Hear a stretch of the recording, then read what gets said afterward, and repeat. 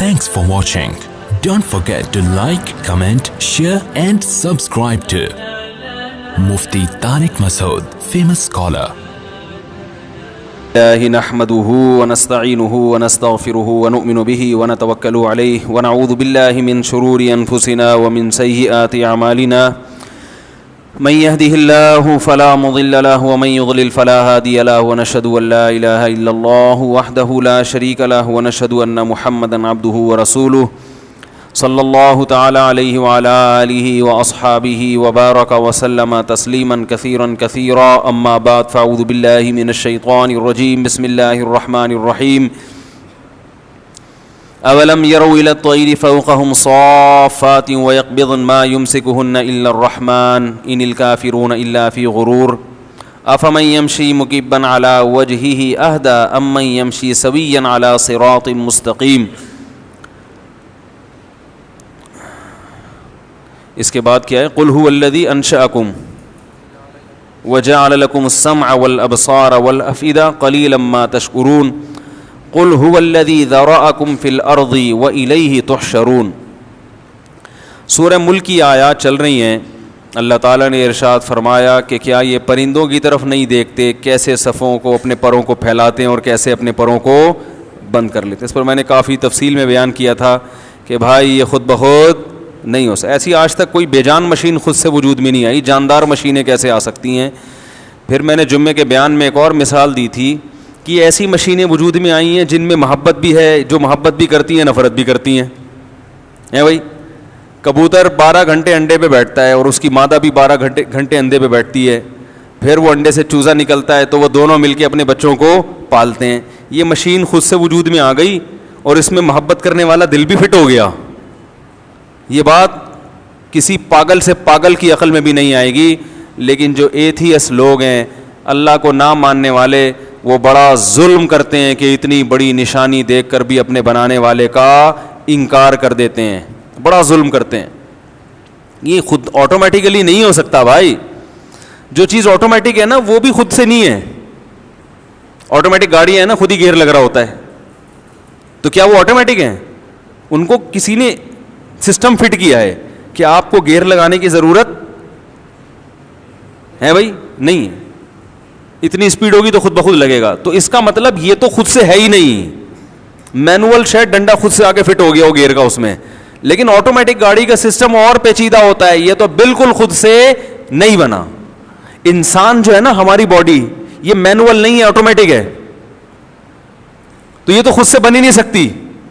آپ کہیں گے بھئی آٹومیٹک کیسے ہے, مینول کیوں نہیں ہے؟ مینول میں سب کام خود کرنے پڑتے ہیں نا یار. پھر وہ بس سمجھ مسئلہ خراب ہونا شروع ہو جاتا ہے. دیکھو میں ایک آپ کو بڑی دلچسپ بات بتاتا ہوں.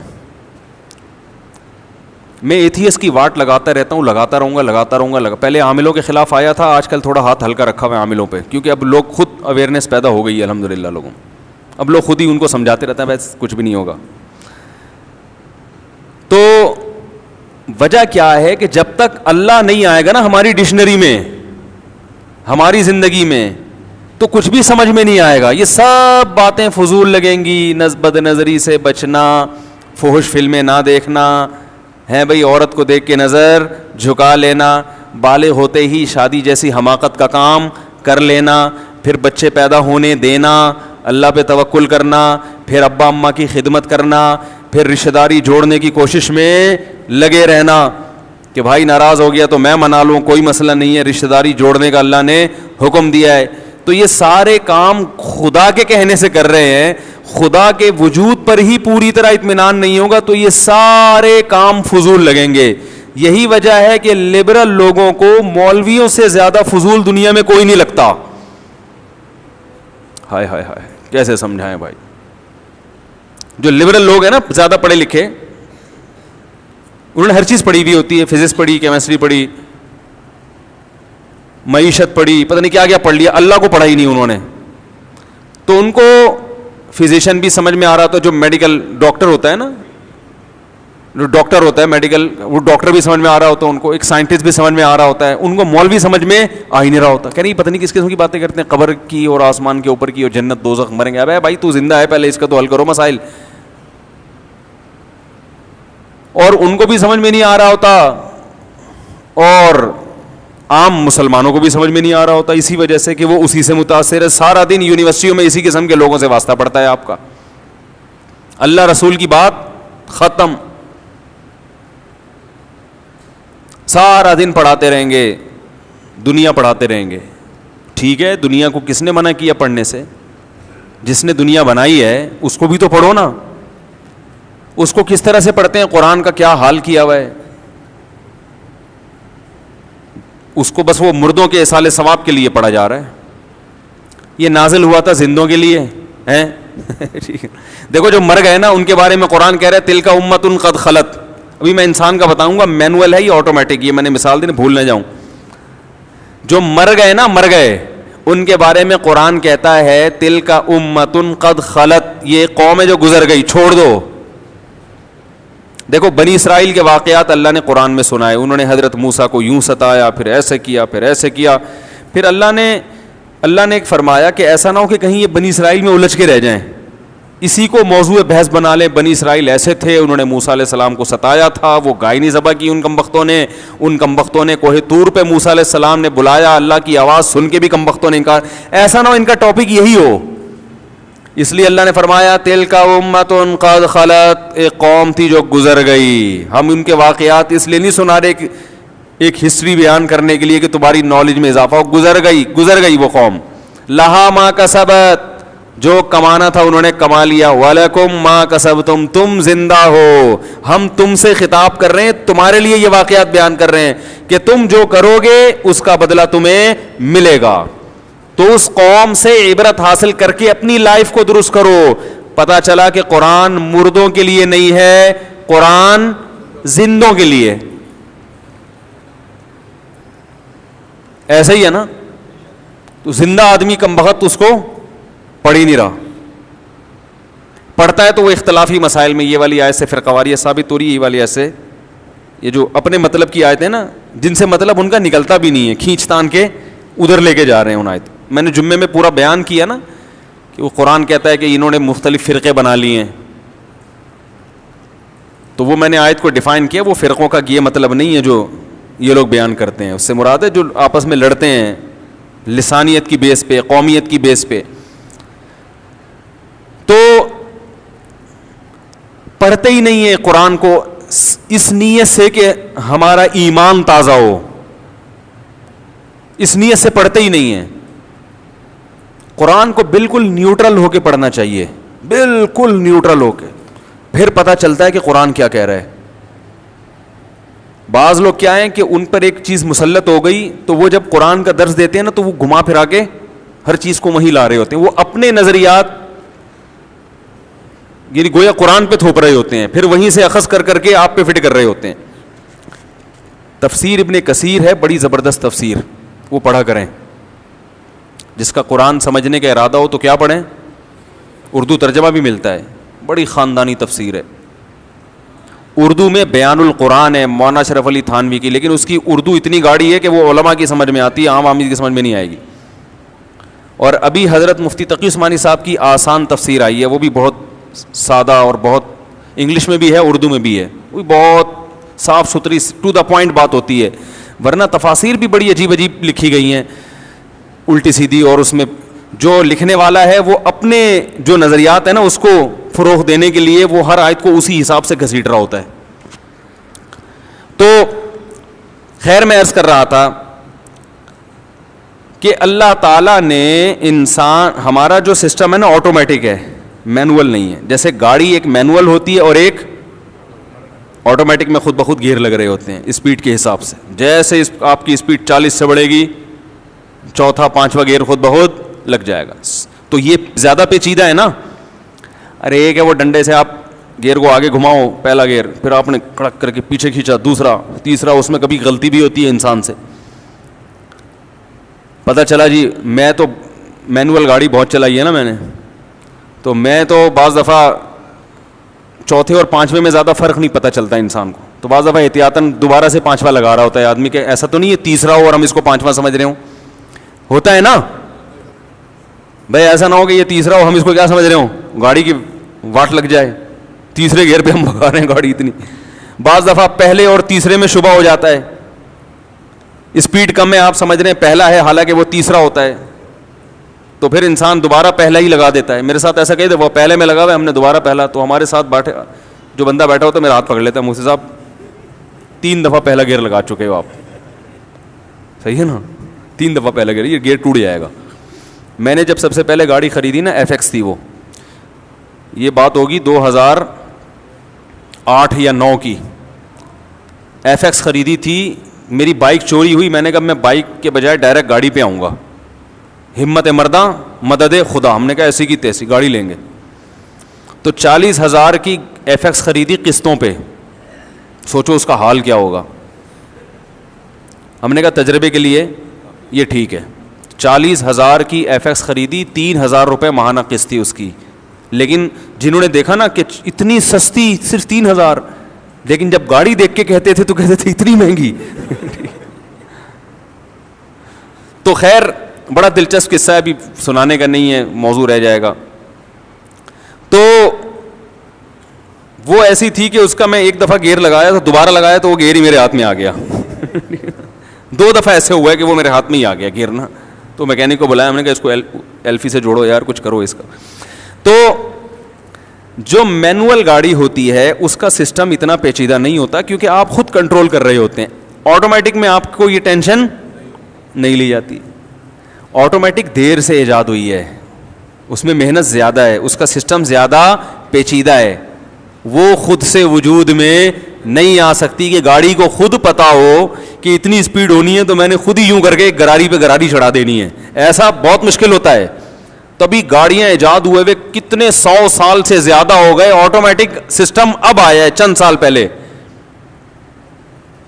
ہم پرانی گاڑیاں دیکھتے ہیں تو اس میں نہیں ملتی ہیں آپ کو, پرانے ماڈل نہیں ملیں گے آپ کو.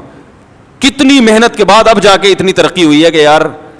تو یہ جو ہماری باڈی ہے نا یہ بھی آٹومیٹک ہے, پتہ ہے آپ کو. ہمارے ایک دوست ہیں, ان کو شوگر ہے. شوگر جب ہوئی تو وہ ڈاکٹر کے پاس گئے کہ مجھے شوگر ہو گئی ہے. ڈاکٹر نے بھی کہا کہ کوئی, ڈاکٹر نے تسلی دی, انہوں نے کہا کوئی اتنا بڑا مسئلہ نہیں ہے. انہوں نے شوگر کو ڈیفائن کیا.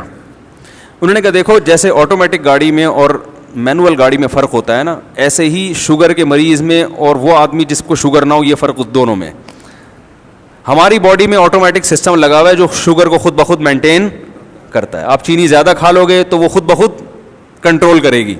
وہ لبلبا ہمارا جو ہے نا وہ انسولین چھوڑتا ہے اور وہ خود بخود کنٹرول میں رکھتا ہے.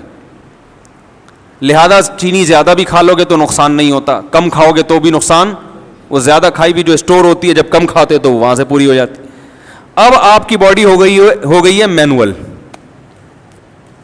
اب آپ نے ٹیکے لگا کے خود سے اس کو کیا کرنا ہے, جیسے گیئر لگاتے ہیں نا, پہلے گیئر, گاڑی کی اسپیڈ 100 کلومیٹر ہے اور گیئر پہلا لگا ہوا ہے, بیڑا گرک ہو جائے گا گاڑی کا. تو آپ کو خود 5ویں گیئر پہ گاڑی لانی پڑے گی. تو اب آپ کی باڈی میں شوگر لیول نہ ہائی ہوگا نہ لو کرنا ہے, آپ نے شوگر چیک کرنی ہے. جہاں اوپر گئی ٹیکا ٹھوکا اپنے, ٹھیک ہے نا, اس کو نیچے لے کر آئے. کم ہے چینی کھا کے اس کو, تو ہر وقت جیب میں چینی بھی رکھنی ہے اور وہ انجیکشن رکھنا ہے شوگر گرانے کا. سمجھ میں آ رہی بات. تو شوگر کے مریضوں کو دیکھو, ایک جیب میں چینی ہوتی ہے اور ایک جیب میں, جب گیئر بڑھانا ہے ٹھیک ہے نا, تو ادھر سے چینی کھائی, شوگر لیول ہائی کیا. کم کرنا ہے ٹیکا لگا کے اس کو, وہ 24 گھنٹے وہ یہی بیچارے کرتے رہتے ہیں کہ چیک کرتے رہتے ہیں. اسی حساب سے لڈو بھی کھاتے ہیں. وہ ہمارے رشتہ دار ہیں پنجاب میں, ان کو شوگر ہے, تو وہ رسگلے کا ڈبہ لا کے رکھا, وہ ماشاء اللہ ٹھوک رہے ہیں. وہ انسولین ہوتی ہے نا جو لیتے ہیں. تو میں نے کہا یہ کیسے یار, ان کو تو شوگر. انہوں نے کہا بھائی تھوڑی سی مقدار بڑھا دوں گا انجیکشن میں نا, 2 لڈو زیادہ کھا لیے ہیں تو تھوڑی سی مقدار. اب دیکھو ہم اگر 4 لڈو بھی کھا لیں تو ہماری باڈی خود اس کو سنبھال لیتی ہے. تو آپ اندازہ لگاؤ کہ خدا نے تو ہمیں آٹومیٹک پیدا کیا, مینول پیدا, اور صرف اس میں نہیں ہے, ہر چیز میں ہماری باڈی آٹومیٹک ہے. ہر چیز میں خود سمجھتی ہے کیا کرنا ہے. سردیوں میں ہماری باڈی اپنے آپ کو سردیوں کے حساب سے ڈھالتی ہے, گرمیوں میں اپنے آپ کو گرمیوں کے حساب سے ڈھالتی ہے. ٹینشن میں اپنے آپ کو اس حساب سے. دیکھو جن بچوں کو بچپن میں ٹینشن ہوئی, بہت زیادہ ٹینشن نہیں, تھوڑی بہت ٹینشن ہونی چاہیے انسان کو. اس سے کیا ہوتا ہے, ہماری باڈی میں ٹینشن برداشت کرنے کی صلاحیت پیدا ہوتی ہے.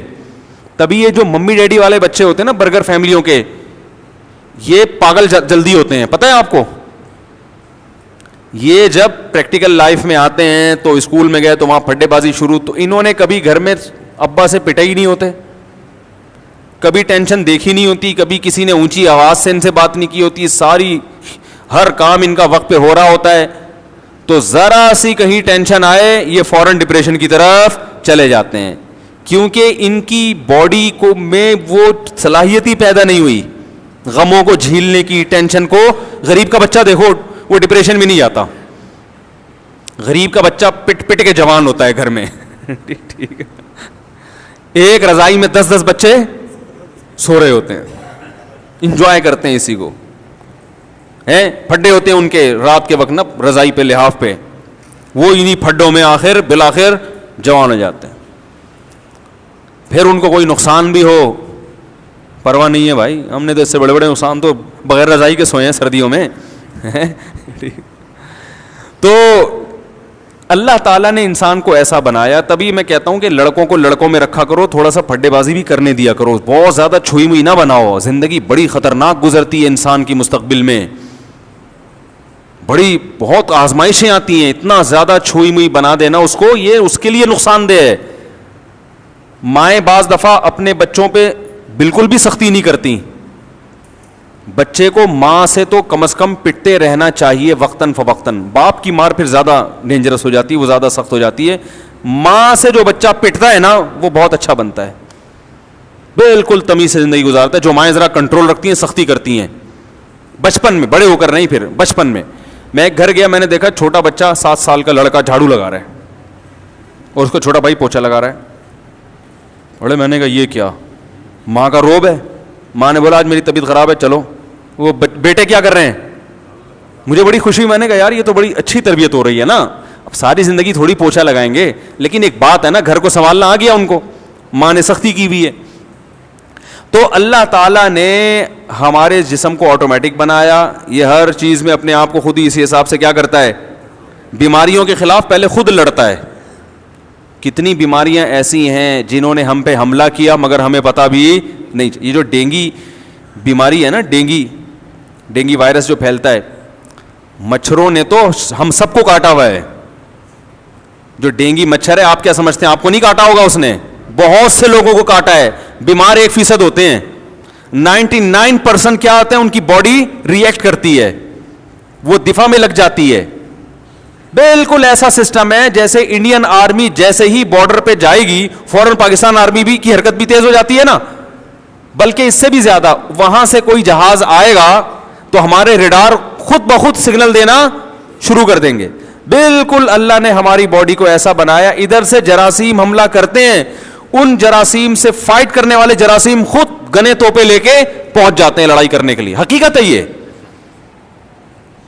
اکثر جیت جاتے ہیں, کبھی کبھار ہار جاتے ہیں.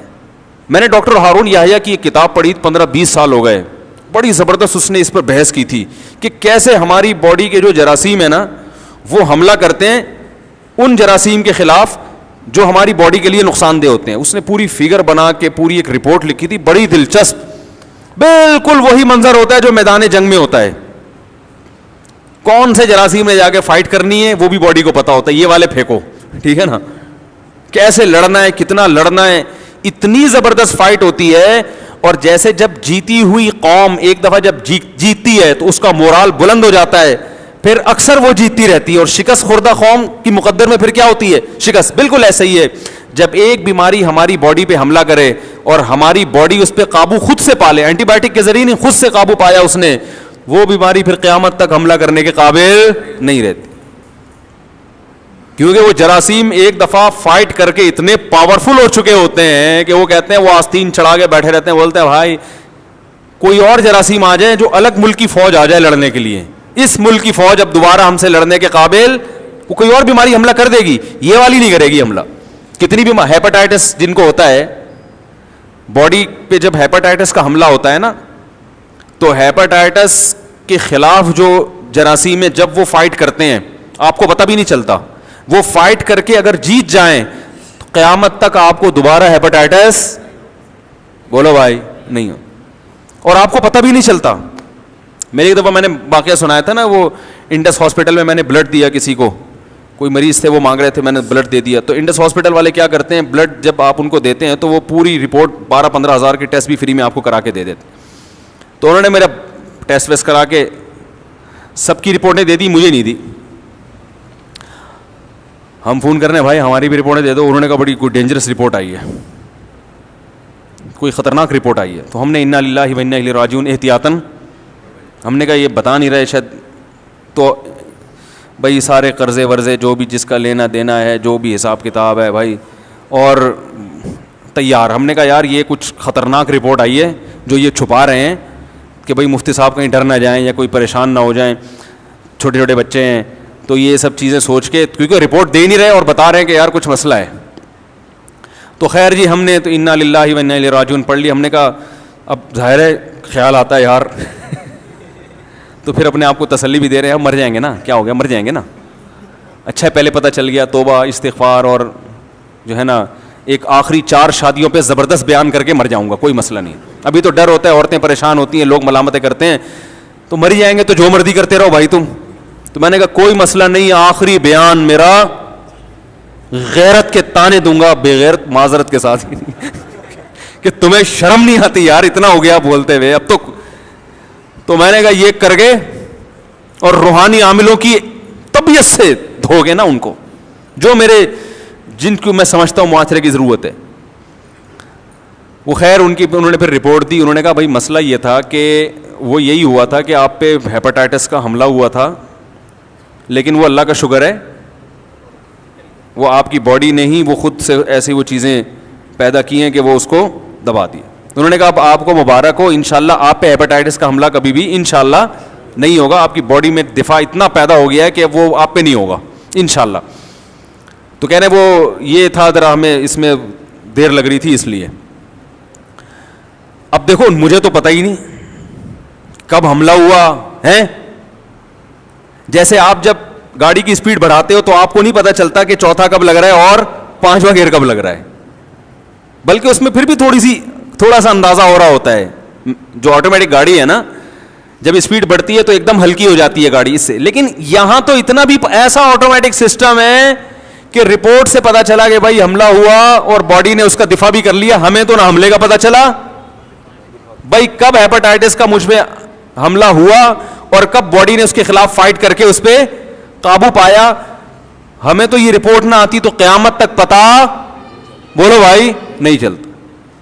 انہوں نے کہا آپ کو نہیں ہوگا انشاءاللہ, اور نہ آپ کو جھوٹا پیا آپ کا اس کو بھی نہیں ہوگا. انہوں نے کہا یہ ایسے نہیں لگتی, یہ خون سے لگتی ہے بیماری. انہوں نے کہا لیکن آپ نے بلڈ کسی کو دیا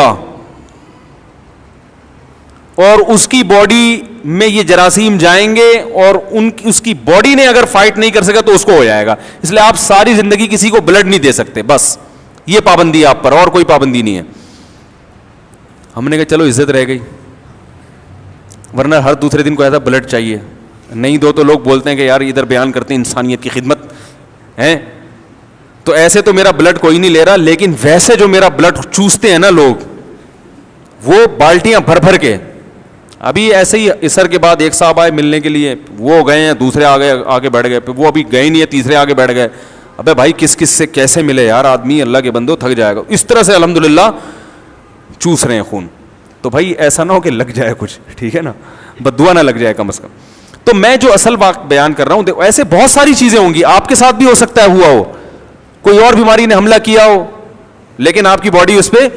تو وہ جو ڈاکٹر ہارون یحییٰ تھے نا, انہوں نے بڑی زبردست بات کی. انہوں نے کہا 24 گھنٹے جراثیم ہم پہ حملہ کر رہے ہیں, 24 گھنٹے, اور 24 گھنٹے ہماری باڈی کے جراثیم ان سے لڑ رہے ہیں, اور ایک محاذ پہ نہیں درجنوں محاذوں پہ لڑ رہے ہیں. ہر وقت کی جنگ ہے یہ. یہی وجہ ہے کہ جیسے ہی ہماری ڈیتھ ہوتی ہے فوراً ہماری باڈی سڑنا شروع. کیوں؟ اس لیے کہ اب جب باہر کے جراثیم حملہ کرتے ہیں تو اندر کے جراثیم حملہ کرنے کے قابل نہیں رہتے. 24 گھنٹے میں لاش سے سڑی ہوئی بدبو آنا شروع ہو جاتی ہے. تو وہ جو لاش خراب ہوتی ہے نا, جو جرمز حملہ کرتے ہیں وہ اب بھی کر رہے ہیں, لیکن ابھی ہم خراب بولو نہیں ہو رہے. وہ اب بھی کر رہے ہیں جو ہمارے گوشت کو سڑانے کی فکر میں لگے ہوئے ہیں, گوشت کو کھانے میں لگے ہوئے ہیں, سڑانے میں لگے ہوئے ہیں, ہر چیز کو خراب کرنے میں لگے ہوئے ہیں. لیکن ابھی کیا ہے, وہ جتنی پاور سے حملہ کر رہے ہیں, ہماری باڈی بھی اتنی, جو اس میں ریزسٹنٹ پاور ہے وہ اس سے بھی زیادہ ہے. وہ ہماری باڈی کے جراثیم توپیں لے کے مقابلہ. جس دن ہم مرے تو ہمارے جراثیم بھی ہمارے ساتھ ان کی توپوں سے بھی وہ بھی مر گئیں. تو دیکھو 24 گھنٹے نہیں لگتے سڑنے میں انسان, 24 گھنٹے میں اللہ بتاتے ہیں یہ ہے تو اصل تو تیری اوقات یہ, تو میں نے اندر جراثیم ڈالے ہوئے تھے فائٹ کرنے کے لیے, ان کو بارود دیا ہوا تھا, دھاڑ دھاڑ آپس میں کیا ہو رہی تھی, فائرنگ ہو رہی تھی. جیسے اللہ نہ کرے ابھی 1000 کلومیٹر پہ آرمی ہے, وہ اگر بارڈر چھوڑ دے تو کتنا ٹائم لگے گا انڈیا کو گھسنے میں؟ 24 گھنٹے میں ملک کا بیڑا, ایسا ہی ہے نا, بیڑا غرق ہو جائے گا ملک کا. تو ہر وقت کی فائٹ ہو رہی ہے, ہمیں نہیں پتا ہے, بارڈر پہ سب کچھ ہر وقت وہ ادھر روک کے رکھے ہیں انہوں نے, ادھر ہمارے والوں کو روکا ہوا ہے. بالکل ایسے ہی, اور وہ تو مینوئل ہے, آٹومیٹک نہیں ہے, وہاں تو باقاعدہ فوجیں بھیجی جاتی ہیں, بٹھایا جاتا ہے. اندر کا سسٹم اللہ نے بنا کے سافٹ ویئر ڈال دیے ہیں, آٹومیٹیکلی کام کر رہے ہیں, پتہ ہی نہیں چلتا. ادھر سے فلاں چھینکا, اس کے جراثیم گئے, ادھر سے ہماری باڈی نے اس کو باہر نکال دیا یا مار دیا, جان سے مار دیا اس کو. ایسا خاندانی سسٹم اللہ نے بنایا ہے. اور یہ بھی عجیب بات میں آپ کو بتاؤں, دیکھو آپ نے دیکھا ہوگا کچھ لوگ بہت اچھا کھاتے ہیں, شکل پھر بھی اچھی نہیں ہوتی معذرت کے ساتھ, ہیں کیا خیال ہے؟ کچھ بہت خراب کھا رہے ہوتے ہیں پھر بھی بہت, بال بڑے گھنے ہوں گے ان کے, چمک رہے ہوں گے. یہ بھی اس لیے کہ ہماری باڈی آٹومیٹک سسٹم ہے اس کا, وہ مینوئل نہیں ہے.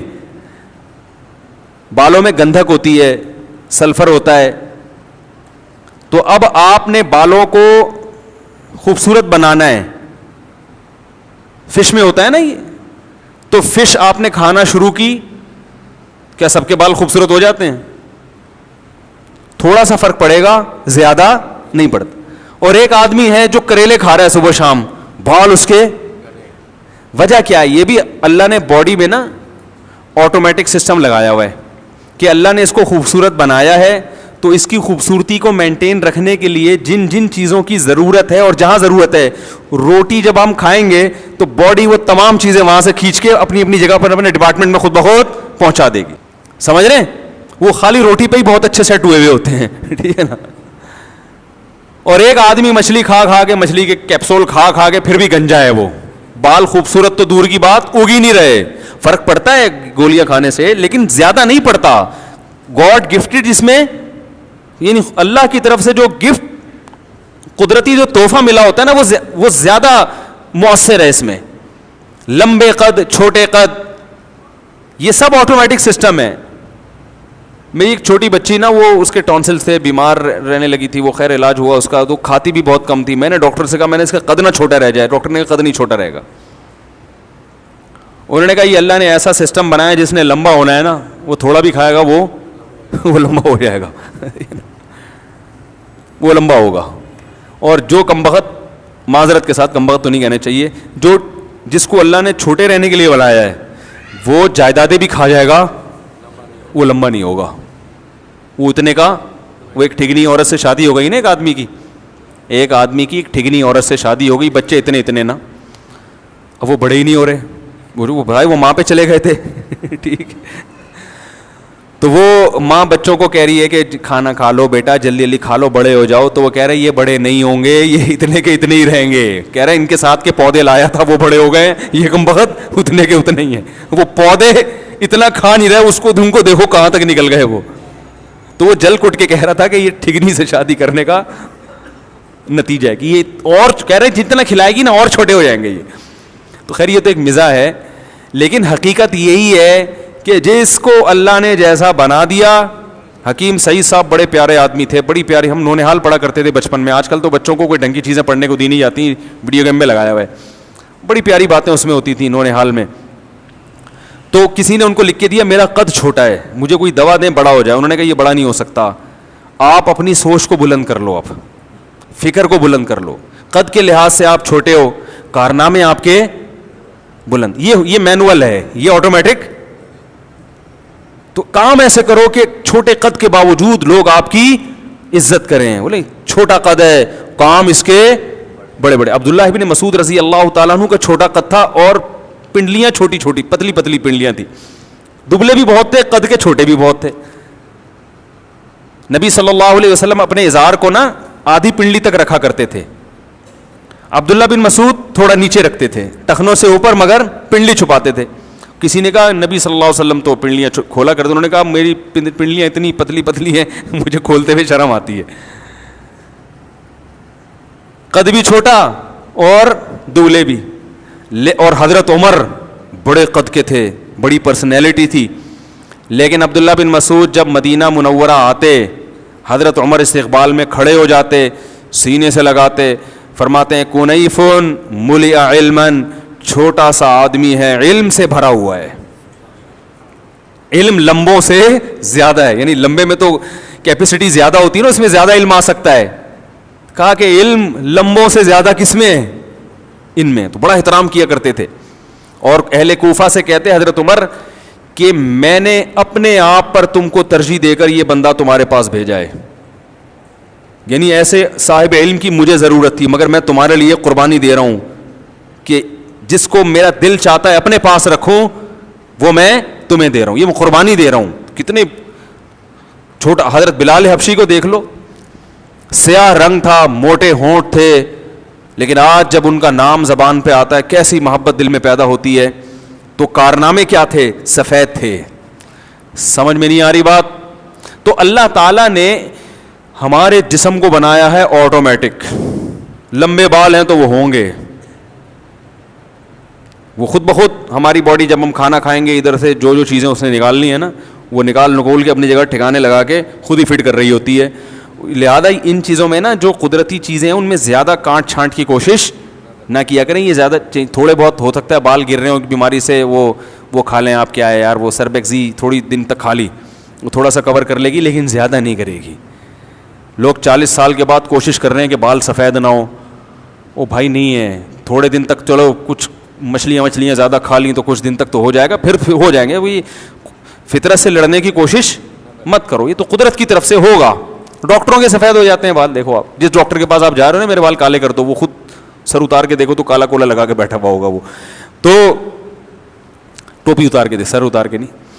تو میں یہ عرض کر رہا ہوں, دیکھو کہ مینول گاڑی کا سسٹم کم پیچیدہ ہوتا ہے, آٹومیٹک کا زیادہ. تو ہم کہتے ہیں یہ تو خود سے بن ہی نہیں سکتی. تو انسان کی باڈی آٹومیٹک ہے. ہمارے زخم خود بھرتے ہیں. کیا خیال ہے, زخم ہو جائے آپ علاج نہ بھی کرائیں, خود ہی فیلنگ شروع, ہیلنگ بھی اور فیلنگ بھی خود بخود شروع ہو جاتی ہے نا, خود بخود زخم. بچوں کی صبح شام کتنی چوٹیں لگتی ہیں. ایسے واقعات بھی آئے ہیں, ایک صاحب زخمی ہوئے, ان کے یہاں سے نا ایکسیڈنٹ میں ادھر سے دماغ کا تھوڑا سا حصہ نکل آیا, بھیجا نکل آیا. ڈاکٹروں نے کہا مر جائے گا, اور پیرالائز بھی ہو گئے. اللہ کی قدرت, کچھ دنوں کے بعد دماغ نے اپنی ڈینٹنگ پینٹنگ کا کام خود ہی شروع کیا. ریپیئرنگ خود بخود ہو رہی ہے, ہوتے ہوتے ہوتے ہوتے دماغ کا یہ حصہ خود بخود کام کرنا شروع ہو گیا. ڈاکٹر حیران ہو گئے, یار یہ یعنی وہ جو حصہ پیرالائز ہوا تھا وہ ٹھیک ہو گیا. باڈی نا خود بخود اپنے آپ کو ریپیئر کرنے میں بالکل ہی کچومر نہ نکلا ہو. اب ظاہر ہے انگلیاں کٹ کے ادھر چلی گئیں, وہ ریپیئر ہو کے تھوڑی فٹ ہو جائیں گی. باڈی جس دن پریشان, جس دن کوئی زخمی ہوتی ہے, اسی دن سے باڈی کے اندر خود بخود ریپیئرنگ کا کام شروع ہو جاتا ہے, خود بخود. تو کیسا اللہ کا نظام ہے. بچہ پیدا ہوتا ہے, ماں کی چھاتیوں میں آٹومیٹک دودھ آ جاتا ہے. تو بھائی یہ خود سے نہیں ہو سکتا. کیا خیال ہے بھائی, یہ خود بخود نہیں ہو سکتا, یہ ناممکن ہے. کوئی ہے بنانے والا, اور وہ بنانے والا ہم سے خطاب صرف قرآن میں کرتا ہے. اپنی پہچان, میں نے ایک دہریے سے پوچھا, میں نے کہا مجھے بتاؤ یہ انسان کی باڈی خود بخود بنی ہے, تو یہ دانت منہ میں کیوں لگے ہیں, ہاتھوں میں کیوں نہیں ہیں؟ چبانے کے لیے یہاں ہوتے نا, ہم یوں روٹی چبا کے منہ میں لے جاتے. یہ یہیں کیوں اگ گئے؟ اس لیے کہ کھانے کا عمل زبان سے شروع ہوتا ہے نا, یہی اللہ نے چبانے کے لیے دانت بھی پیدا کر دیے, اور کیسے ترتیب سے جوڑ دیے اس کو. زبان ان کے درمیان میں نہیں پھنستی, حالانکہ زبان اور زبان کی فٹنگ دیکھو دانتوں کے درمیان میں کیسے ہے. بولتی ہے تو کیسے گھومتی رہتی, لیکن دانتوں کے بیچ میں نہیں آ رہی. وہ بھائی تھوڑی سی لمبی ہوتی تو دانتوں کے بیچ میں, تھوڑی سی چھوٹی ہوتی تو تے نکالنے میں مشکل ہوتا. سے تے یہ الفاظ تو نکلتے ہی نہیں نا. کیسی زبردست زبان کی فٹنگ کی ہے. پورے دانتوں کے بیچ میں اس کو فٹ کر دیا, چاروں طرف دانت. لیکن جب ہم چباتے ہیں تو کبھی غلطی سے چب جائے تو الگ بات ہے, لیکن نارملی ہماری زبان دانتوں کے نیچے نہیں دبتی. تو یہ زبان یہاں کیوں فٹ کی ہوئی ہے بھائی؟ اس لیے کہ یہاں زبان سے لعاب خارج ہوگا, تھوک خارج ہوگا, جو ہماری جو لقمے کو ہضم کرنے میں مدد دے گا, اور یہی چبانے کا پروسیس ہوگا. چبانے کا پروسیس اگر باہر ہوتا تو پھر کھانا اس طرح سے ہضم نہیں ہوتا. او بھائی یہ خود بخود نہیں ہو رہا, اور ایک پورا سسٹم ہے ادھر نگلتا. دیکھو سانس کی نالی اور خوراک کی نالی بالکل ساتھ ساتھ ہیں. سانس لیتے ہیں تو وہ خوراک کی نالی میں نہیں جا رہا, اور روٹی کھاتے ہیں تو وہ سانس کی نالی میں نہیں جا رہی, بالکل اپنی جگہ پر, حالانکہ دونوں بالکل ساتھ ساتھ چپکے ہوئے ہیں. جیسے ہی ہم کھانا کھاتے ہیں الٹے بھی ہو جاتے ہیں تو کھانا نکلتا نہیں ہے. بھائی یہ پائپ ہے تو الٹا ہو کے نکلو نا, وہ ڈھکن خود بخود لگا دیا ہے اللہ تعالیٰ نے, آٹومیٹک سسٹم ہے. ادھر روٹی گئی, ادھر میدے کا منہ اوپر سے بند, وہ صرف جانے کے لیے کھلا ہوا, واپسی کے لیے نہیں کھلا ہوا وہ. ورنہ ہم جب الٹے ہوتے تو سب چیزیں باہر, اور کوئی بھی کسی کا الٹا ہو سکتا ہے. کیا خیال ہے بھائی؟ آپ کھانا کھایا, بچہ تو کھاتے ہیں اور کلا بازیاں کھا رہے ہوتے ہیں, تو پتہ چلا کلا بازیاں کھائیں وہ سارا منہ سے باہر. ایسا نہیں ہوتا, ایک نظام بنا دیا. تو بھائی یہ خود بخود نہیں ہو سکتا. اسی کو اللہ فرما رہے ہیں, پرندوں کی مثال دے رہے ہیں. اولم یروا الی الطیر, دیکھتے نہیں ان پرندوں کی طرف, صافات ویقبضن. پھر آگے اللہ کو جوش آیا, اللہ نے فرمایا افمن یمشی مکبا علی وجہہ, بھلا بتاؤ جو الٹے منہ الٹے راستے پہ چل رہا ہو وہ زیادہ صحیح ہے جو ان آیات اور ان دلائل کو دیکھ کر اپنا راستہ سیدھا کر لے. جسے بتایا جا رہا ہو کہ تیری منزل وہ ہے, وہ دیکھ سامنے وہ تیرا گھر ہے, وہ تیرے ابا کھڑے ہوئے ہیں, وہ تیرے اماں کھڑی ہوئی ہیں, وہ انتظار کر رہی ہیں, وہ تیرا گھر ہے. پیچھے جو ہے نا کھائی ہے گہری, نہیں جا. تو دلائل سے سمجھا دیا, وہ پھر بھی کہہ رہے ہیں میں پیچھے ہی جاؤں گا, اور پاؤں سے چل کے نہیں الٹا ہو کے جاؤں گا. تو اللہ فرماتے ہیں اس سے بڑا بیوقوف دنیا میں کون ہو سکتا ہے؟ تو ہم یہی بیوقوفی والے کام کر رہے ہیں کہ اللہ اور اس کے رسول کا سیدھا راستہ چھوڑ کر گوروں کے پیچھے چل رہے ہیں, اور دلیل یہ دیتے ہیں کہ انہوں نے سوئی بنائی, انہوں نے جہاز بنایا, انہوں نے راکٹ بنایا. ابھی میرا ایک بیان گیا تو کسی نے, میں نے کہا نا انگریز زیادہ اچھے یا ہم اچھے, وہ سنا ہے آپ لوگوں نے؟ ارے لوگ کہتے ہیں نا انگریز بہت اچھے, تو میں نے کہا اتنے اچھے ہیں تو وہ انگریز آپ کے گھر جب آئے بیٹی کا رشتہ لینے کے لیے, انگریزوں کی مثال دے رہا ہوں کہ کوئی بندہ آپ کے گھر آئے بچی کا رشتہ لینے کے لیے اور اپنی خصوصیات بیان کر رہا ہو, اس کا ابا اس کی خصوصیات بیان کر رہا ہو کہ یہ ماشاءاللہ لڑکوں کا بھی شوقین ہے اور لڑکیاں بھی صبح شام ان کا بھی شوقین ہے, پینے پلانے سے شغف بھی رکھتا ہے, اور 60 سال کے جب ابا ہو جائیں گے تو ان کو اولڈ ہوم میں جمع کرا دے گا ہیں. اور ایک بات آخر میں کہ کنفرم نہیں ہے کہ میرا ہے بھی کہ نہیں ہے, ڈی این اے سے پکڑا گیا تھا, صحیح ہے نا.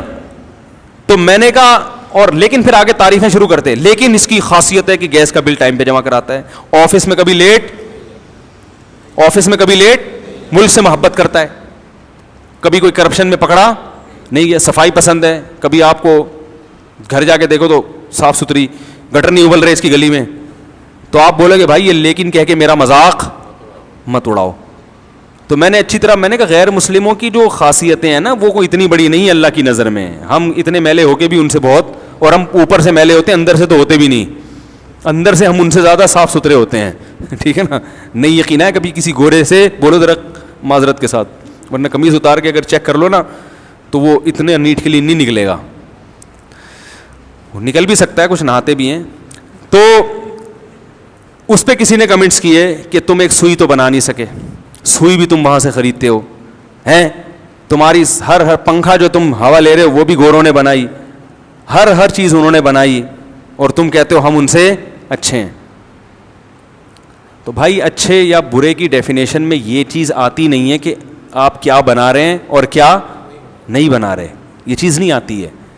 یہ جو انہوں نے اتنی چیزیں بنا لی ہیں اس کی وجہ یہ ہے کہ جس کے پاس حکومت ہوتی ہے وہ ہر ایک کی صلاحیتوں سے وہ کیش کراتا ہے.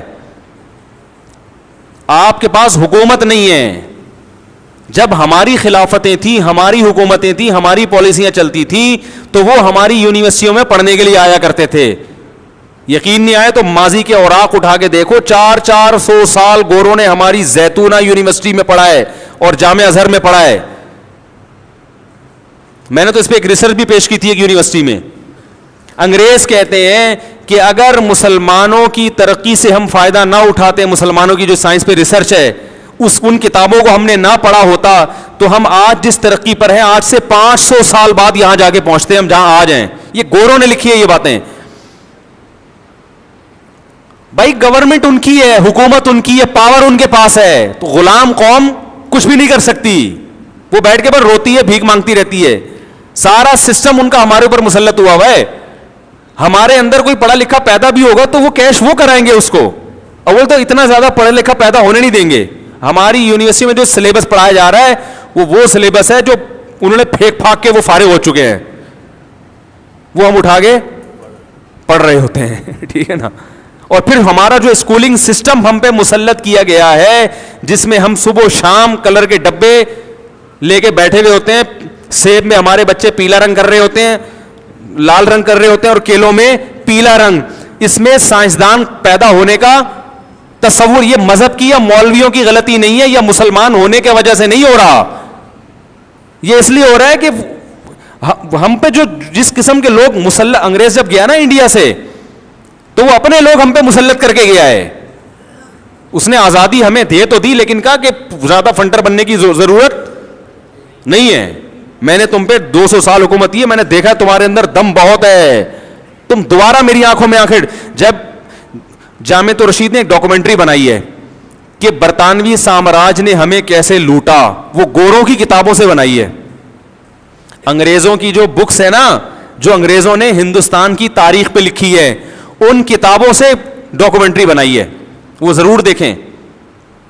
یا گوروں کی کتابیں پڑھیں کہ انڈیا جب بر صغیر, جس میں بنگلہ دیش, برما, پاکستان اور انڈیا ہندوستان تھا, اس پہ 1000 سال کس کی حکومت رہی ہے؟ بولو نا, مسلمانوں کی رہی ہے. 20% مسلمانوں نے اتنے بڑے کنٹری پہ حکومت کی ہے, بڑی پاورفل حکومت. اس وقت کیا مسلمانوں کی سائنسی ترقی تھی, یہ آپ کو گورا بتائے گا. نہیں آ رہی بات؟ یہ گوروں کی کتابوں سے پڑھو جا کے, وہ بتائے گا کہ ہم جب ہندوستان میں داخل ہوئے ہیں اس وقت مسلمانوں کی حالت کیا تھی. اس وقت برطانیہ اپنے جہاز, برطانیہ انڈیا کے جہاز جو مسلمانوں کے بنائے ہوئے جہاز تھے, وہ دوسرے ملکوں کی طرف جانے نہیں دیتا تھا کہ اگر دوسرے کنٹریز نے مسلمانوں کے بحری جہاز دیکھ لیے تو ہمارے جہاز کوئی ہم سے نہیں خریدے گا. نہیں آ رہی؟ ایسے جہاز ہندوستان بنایا کرتا تھا. ہندوستان کا مطلب مسلم کنٹری تھا ہندوستان اس وقت. اتنی ترقی تھی. یہ جو زیتونہ یونیورسٹی ہے مصر شام میں, اس میں 400 سال تک گورے آ کے پڑھتے رہے ہیں مسلمان ٹیچروں سے. یہ جو مصر کی جامع ازہر ہے نا, جو آج دنیا کی بالکل تھکی ہوئی یونیورسٹی سمجھی جاتی ہے, اس نے بڑے بڑے سائنٹسٹ پیدا کیے ہیں. سمجھ میں نہیں آ رہی میرا خیال ہے. 400 سال تک یہ جو مسلمان سائنسدان تھا محمد بن موسیٰ الخوارزم, جو ریاضی دان تھا جس نے الجبرا کی بنیاد رکھی, 400 سال تک گوروں کی, میں نے خود تحریر پڑھی ہے کہ 400 سال تک برطانیہ کی یونیورسٹی میں اس کی میتھمیٹک کی کتابیں پڑھائی گئی ہیں. 400 سال کوئی کم نہیں ہوتے. تو بھائی جب آپ کی حکومت آپ کی ہوتی ہے تو پھر آپ اپنے وسائل کو استعمال کرتے ہیں. ابھی ہماری حکومتیں ہیں مگر اتنی پاورفل نہیں ہیں. ابھی تو ہم ہر چیز میں پوچھتے ہیں کہ یہ پڑھا دوں, آپ امریکہ سے پوچھیں پڑھاؤں, وہ کہے یہ نہیں پڑھانا. یہ جو ڈاکٹر عبد القدیر خان وغیرہ سائنسدان بن گئے اپنی محنت سے بنے ہیں. کیا ہو گیا بھائی؟ یہ کوئی اس سسٹم کے تحت تھوڑی بنے. اگر ڈاکٹر عبد القدیر خان کیلے میں لال کلر کرتا اسکول میں بیٹھ کے, سوری ہاں کیلے میں پیلا کلر کرتا اور سیب میں ریڈ کلر کر کے ڈرائنگ کی کتابیں لے جا کے دکھا رہے ہوتے وہ, اور ان کے ابا اس پہ ان کو 10 روپے دیتے اور اسکول میں ان کے نمبر اچھے آتے, اس بیس پہ وہ سائنٹسٹ بنتا اتنا بڑا. کیا ہو گیا بھائی؟ وہ پورے سال میں 4 پویم یاد کراتے ہیں اسکول والے, ٹوئنکل ٹوئنکل لٹل اسٹار اور اس ٹائپ کی. تو ماں باپ بولتے ہیں ہمارا بچہ فر انگلش بولتا ہے. میں ایک دفعہ کراچی سے لاہور بائی ایئر جا رہا تھا, تو میرے ساتھ میں ایک صاحب بیٹھے ہوئے تھے, بڑے اچھے ڈریس ان کا لگ رہا تھا, ڈریس سے پتہ چلتا ہے نا پڑھا لکھا آدمی ہے. تو میں نے اردو اخبار منگوایا, پڑھنا شروع کیا. کوئی انگلش اخبار منگوا رہا ہے, کوئی اردو منگوا رہا ہے. وہ ایئر ہوسٹس آئی اخبار بانٹ رہی تھی, وہ دلچسپی نہیں لے رہے. تو میں نے ویسے ہی گپ شپ میں نے کہا خیریت, آپ اخبار نہیں پڑھ رہے؟ کہہ رہے ہیں یار اردو تو اس لیے نہیں پڑھ رہا کہ انگلش میڈیم میں پڑھا ہے, میں نے پڑھا انگلش میڈیم میں, لہٰذا مجھے اردو پڑھنا نہیں آتی. تو میں نے کہا پھر انگلش پڑھ لیں. کہہ رہے وہ پڑھائی اچھی نہیں تھی تو انگلش میڈیم میں پڑھ کے انگلش اتنی اچھی نہیں ہوئی کہ اخبار پڑھ سکوں میں. کہہ رہے ہیں نہ ادھر کے رہے نہ انگلش میڈیم کے رہے نہ اردو میڈیم کے. یہی ہے, آپ کے گھر میں اردو بولی جا رہی ہے, اسکول میں آدھے ٹیچر اردو بول رہے ہیں, آدھے ٹیچر شو مارنے کے لیے انگلش بول رہے ہیں, وہ بھی بیچارے ہجے کر کر کے بول رہے ہیں. کتابیں اتنی مشکل ہے انگلش کی, وہ امپریشن اچھا ڈالنے کے لیے ہم بہت ہائی لیول کی انگلش پڑھاتے ہیں. میں نے بھی انگلش میڈیم میں پڑھا ہے. میں نے اپنی کتاب ایک دفعہ لے جا کے دکھائی اپنے پھپھا کو نا, وہ سعودی عرب سے آئے تھے. انہوں نے کہا یار یہ بیٹا پہلی وہ لائن پڑھ کے بتانا. میں نے اتنی مشکل انگلش تھی وہ, ان کا میرا کزن بھی وہیں پڑھتا تھا, تو میرے پھپھا نے فوراً اس کو نکال لیا, اس کو گورنمنٹ کے اسکول میں بولا اس کو اردو میڈیم میں ڈالو, ورنہ یہ نہ اردو کا رہے گا نا. اور اچھا وہ اردو میڈیم میں آج اللہ کا شکر ہے بڑا پڑھا لکھا ہے وہ, صحیح ہے نا, کمپیوٹر سائنس میں اس بہت آگے نکل گیا. انہوں نے کہا یہ اتنی مشکل انگلش بچوں کو پڑھائی جا رہی ہے, یہ تو سمجھیں گے ہی نہیں, ایک لائن سمجھ میں نہیں آ رہی, لیکن کتابیں اتنی مشکل مشکل دیکھیں گے یار, کیا کیا ہائی لیول کی انگلش پڑھائی جاتی ہے ان کے. تو ککھ بھی نہیں آ رہا میرے بھائی. یہ صرف ماں باپ اس لیے سمجھتے ہیں کہ ہمارا بچہ, کیونکہ ماں باپ سے زیادہ اچھی بول رہا ہوتا ہے وہ. ایک دفعہ کیا ہوا, ایک صاحب مجھے ایک بات کہنے لگے, یار وہ آپ نے یہ بات کہی ہے میری. میں نے کہا it isn't possible for me to do this. انہوں نے کہا آپ اتنی اچھی انگلش بولتے ہیں یار, مجھے تو آج پتہ چلا. میں نے کہا یہ اسٹرکچر یاد کیا ہوا ہے. How is it possible for me to define you this. یہ چند چیزیں تو آدمی جو تو ویسے ادھر ادھر سے سیکھ لیتا ہے اگر دماغ چل رہا ہو. تو میں نے کہا ایسے تو میں بہت وہ بول سکتا ہوں, اور بولوں کیا بولنا ہے. تو اس کو انگلش آنا تھوڑی کہتے ہیں. یہ آپ کا سسٹم سڑا ہوا سسٹم ہے, اور یہ مسلط کردہ ہے. اور چونکہ یہ مسلط اس لیے ہوا کہ آپ کی گورنمنٹ ہمیشہ سے آپ پر وہ حکمران مسلط ہوئے ہیں جو کیا بتاؤں, بس اللہ ہی معاف فرمائے یار. ایسے لوگ ہم پر حکومت کر کے گئے ہیں کہ جو قوم کے ساتھ خیرخواہی کے علاوہ ان میں سب کچھ ہے. اس وقت اسکول ایک بزنس ہے. اسکولوں کا مقصد ایجوکیشن دینا نہیں ہے, بزنس ہے میرے بھائی. یہ سمجھ لو, یہ بات دماغ میں نہیں ماں باپ کے بیٹھ رہی. 5-5 سال کے بچوں کو اسکول بھیج رہے ہو یار, تم کیوں بھیج رہے ہو اپنے بچوں کو؟ کہہ رہے ہیں وہ ابھی سے پڑھے گا. بھائی نہیں پڑھے گا ابھی سے وہ کمانا شروع کر دیں گے آپ کے بچے کے ذریعے, کیش کرنا شروع کریں گے آپ کے بچوں کو. باقی جتنا وہ اسکول میں 1 سال میں پڑھے گا, بھائی 2-4 پویم خود یاد کرا دو یار اس کو. اتنی فیسیں لنچ بنا کے دے رہے ہیں, پھر کنوینس کا خرچہ, پھر اسکول کی 6-6, 8-8, 10 ہزار فیسیں دے رہے ہیں. 4 سال 5 سال کا بچہ وہاں جا کے وہ پلے گراؤنڈ میں کھیل رہا ہے. بچہ تو یار گھر میں کچھ پکڑا دو, بلی پکڑا دو, بچے کو کھیلنا شروع کر دے گا, خود بخود سیکھتا ہے. کیلے کا رنگ پیلا ہوتا ہے, خدا کی قسم یہ قدرت خود بتا دیتی ہے بیٹا یہ کیلا ہے, یہ بنانا ہے, یہ پیلا ہی ہوتا ہے. جو بچہ کہہ رہا ہے نا کیلے کا رنگ لال ہوتا ہے, اس کو تو ویسے ہی عیدی سینٹر میں جمع کرا دو, یہ ہمارے کام کا نہیں ہے. ڈرائنگ میں ٹائم ضائع, مارکر میں میرا اتنا خرچہ ہوتا ہے. بھائی یہ مجبوری ہے نا, ہوم اسکولنگ کا تو نظام ہی نہیں ہے, کوئی مل ہی نہیں رہا ٹیچر.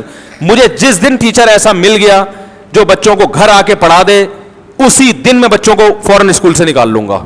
1 دن نہیں بھیجوں گا میں اسکول. ملتے نہیں ٹیچر نا, کوئی دیندار, کوئی ایسے محنتی ہوں جو ذمہ داری پر, ورنہ بچے 10 سال میں جو اسکول میں پڑھتے ہیں وہ 3-4 سال میں گھر میں پڑھ سکتے ہیں. اور ایسے ہمارے رشتہ داروں میں ہوا کہ انہوں نے اپنے بچوں کو خود پڑھایا, کیونکہ وہ خود ٹیچر تھے, انہوں نے اپنے بچوں کو خود پڑھایا, 3-4 سال میں 8ویں تک پڑھا دیا. میرے اپنے بھانجے ہیں, بیان سنتے بھی ہیں, ایڈیٹنگ بھی کرتے ہیں بیان کی.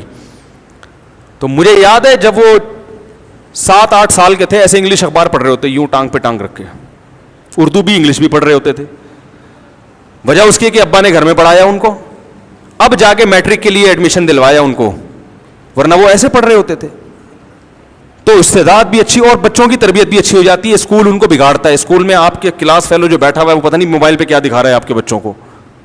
اس کا ابا کیا ہے, اس چرسی تو نہیں ہے, خاندان ان کا کوئی ہیروئنچوں کا خاندان تو نہیں ہے, کوئی ڈکیت تو نہیں ہے, کیا ہے کچھ پتہ نہیں ہوتا کہ آپ کا بچہ صبح شام انسان کے بچوں کے ساتھ بیٹھ بھی رہے گا نہیں بیٹھ رہا. لڑکیوں کو ان کی فرینڈز بگاڑ دیتی ہیں, الٹی الٹی باتیں کر, اپنے بوائے فرینڈ کی تصویریں دکھا رہی ہوں گی, تو آپ کی بچی کو بھی خیال آئے گا میں لاوارث ہوں, میرا کوئی بوائے فرینڈ ہی نہیں ہے. 11 سال کی بچیاں بوائے فرینڈ رکھ رہی ہیں, اسکولوں میں جا کے سیکھ رہی ہیں.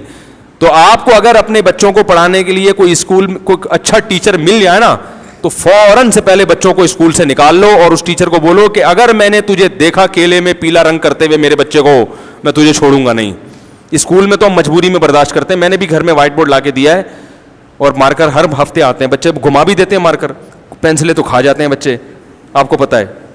آدھی پینسل ہم بھی کھایا کرتے تھے بچپن میں, آدھی کھاتے تھے, آدھی سے استعمال ہوتی تھی.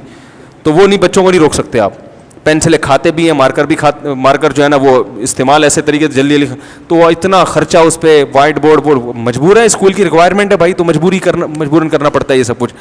تو یہ جو ہمارے ہاں لوگ پیدا نہیں ہو رہے میرے بھائی, یہ ہمارے سسٹم کی خرابی ہے, اور سسٹم کی خرابی کا اسلام سے تعلق نہیں ہے. خدا کی قسم وہ سسٹم جو یورپ میں ہے وہ ہمارے ہاں ہو, ہم ان سے 20 گنا آگے نکل جائیں گے, کیونکہ ان کے ہاں بچے پڑھتے نہیں ہیں, عیاشیوں میں زیادہ لگتے ہیں. انہوں نے تو ماں باپ ہی نہیں ہے نا, تربیت ہی نہیں ہے ان کی. ہمارے یہاں تو ماں باپ نگرانی کریں گے. سمجھ میں آ رہی ہے بات کہ نہیں آ رہی؟ لیکن ہمارے ہاں وہ سسٹم آنے میں بڑا ٹائم لگے گا, اس میں بڑے ماہر لوگ. میں تو لوگوں کو ترغیب دیتا ہوں, اللہ کا واسطہ ایسے لوگ اٹھیں جو ایسا اچھا اسکولنگ سسٹم بنائیں جو اپنی مرضی کا ہو, اپنی مرضی کی ایجوکیشن ہو, اپنی مرضی کا ماحول ہو. اس وقت جو یہ کام کرے گا انسانیت کی سب سے بڑی خدمت کرے گا وہ. ورنہ یہ, اور یہ جو بڑے اچھے اچھے اسکولوں کے رزلٹ ہر سال بہت اچھے آ رہے ہیں نا, یہ ان کی محنت نہیں ہے. یہ ایڈمیشن میں لیتے ہی ان بچوں کے جن کے رزلٹ پہلے سے اچھے آ رہے ہوتے ہیں. وہ بچے اپنی محنت پہ خود ہی پڑھ رہے ہیں. دیکھو میں ایک اسکول کھولوں, مدارس میں اور اسکول میں کیا فرق ہے؟ مدارس والے قوم کے جو بالکل گرے ہوئے لوگ ہیں ان کو بناتے ہیں, اور یہ جو اسکول والے کیا کرتے ہیں, جو قوم کے پہلے سے اٹھے ہوئے لوگ ہیں ان کو کیش کراتے ہیں اپنے اسکول کے نام روشن کرنے کے لیے. مدارس کی خدمت انسانیت کے لیے اسکولوں کی نسبت کروڑہا گنا زیادہ ہے, کروڑہا. اگر یہ مدارس ان بچوں کو نہ لیتے پتہ نہیں کیا کیا بن جاتا. یہ ایسے بچوں پر محنت کر کے ان کو انسان بناتے ہیں. تو اسکول والے کیا کرتے ہیں, جو بڑے بڑے بڑے مشہور اسکول ہیں, میں نام نہیں لوں گا, سب کو پتہ ہی ہے, جن کے ہر سال بڑے اچھے رزلٹ آ رہے ہیں, ایڈمیشن کے لیے جائیں, بچے کی آئی کیو ٹیسٹ ہوتا ہے, گھریلو ماحول دیکھا جاتا ہے, خاندان کیسا ہے بچے کا, اچھے خاندان کے لوگ ہیں یا نہیں ہے, گھر میں تمیز آداب یہ ساری چیزیں ہیں یا نہیں, ابے تبے سے بات تو نہیں ہوتی گھر میں کہیں, ابا بھی پڑھے لکھے ہیں یا نہیں, بہت اچھے خاندان کا اس بچے کا پہلے رزلٹ دیا. وہ بچہ خود بخود اتنا اچھا ہے, پھر اس کو لا کے کلاس میں وہی سڑے ہوئے نظام کے تحت بٹھا دیا. بچہ خود بھی انسان میں کچھ ایسی صلاحیتیں ہوتی ہیں کہ آپ اس کی صلاحیتوں کو دبا تو نہیں سکتے نا. تو وہ خود پڑھے لکھے ہوتے ہیں, وہ خود ماں باپ ان پہ محنت کرتے ہیں, اچھے خاندانوں کے ہوتے ہیں, رزلٹ اچھا آتا ہے, اخبار میں آتا ہے اس دفعہ پھر فلاں اسکول پوزیشن لے گیا. سمجھ میں نہیں آ رہی بات؟ تو اسکولوں کی محنت نہیں ہے, یہ اخپل طریقے سے انہوں نے خود محنت کی ہوتی ہے. سمجھ رہے ہو کہ نہیں سمجھ رہے؟ تو اس لیے یہ جو آپ تعریفیں کرتے ہو نا, گوروں میں یہ کوئی چیز بھی ہماری بنی ہوئی نہیں ہے, کوئی چیز, وسائل تو سارے ہمارے ہی ہیں, یہ تو پہلے دماغ میں رکھیں آپ. گوروں کو تو اللہ نے ملک ایسے دیے ہیں جہاں یورپ میں تو موسم ہی تمیز سے نہیں آتے. ارے یہ جو ہمارے یہاں گرمی سردی خزاں بہار, یہ ان کے یہاں تھوڑی ہے. ہمارے آلو پیاز ٹماٹر میں جو ذائقہ اللہ نے رکھا وہ ان کے آلو پیاز ٹماٹر میں. ہمارے تو دھوپ ملتی ہے, بارشیں, ایک ٹیکنیکل طریقے سے بارشیں ہو رہی ہیں. نہیں یقین آتا, یہاں کی بچھیا کھا کے دیکھ لو اور وہاں کے بچھیا کھا کے دیکھو, جو گوشت ہے نا, ذائقے میں زمین آسمان کا فرق نظر آئے گا آپ کو. تو اللہ نے تو ان کو بیچاروں کو زمین کا کنارہ دیا ہے سائڈوں پہ جا کے. ناروے میں 6 مہینے دن 6 مہینے رات. اب ایک صاحب آئے ناروے میں, کہہ رہے ہیں یار وہاں کینسر بہت ہے ناروے میں. میں نے کہا کیوں بھائی؟ ناروے گورنمنٹ سن نہ لے, میں نے بھی ناروے کا سفر بھی ہونا ہے میرا. وہ یہ اتنے ہوشیار ڈیجیکشن لگا دیتے ہیں, یہ ٹپے میں یہ ہمارے خلاف بول رہا ہے, تو یہ آہستہ آہستہ بہت کریں گے. وہ ناروے میں نا ان کو وہ کہہ رہے ہیں وہاں کینسر بہت ہے.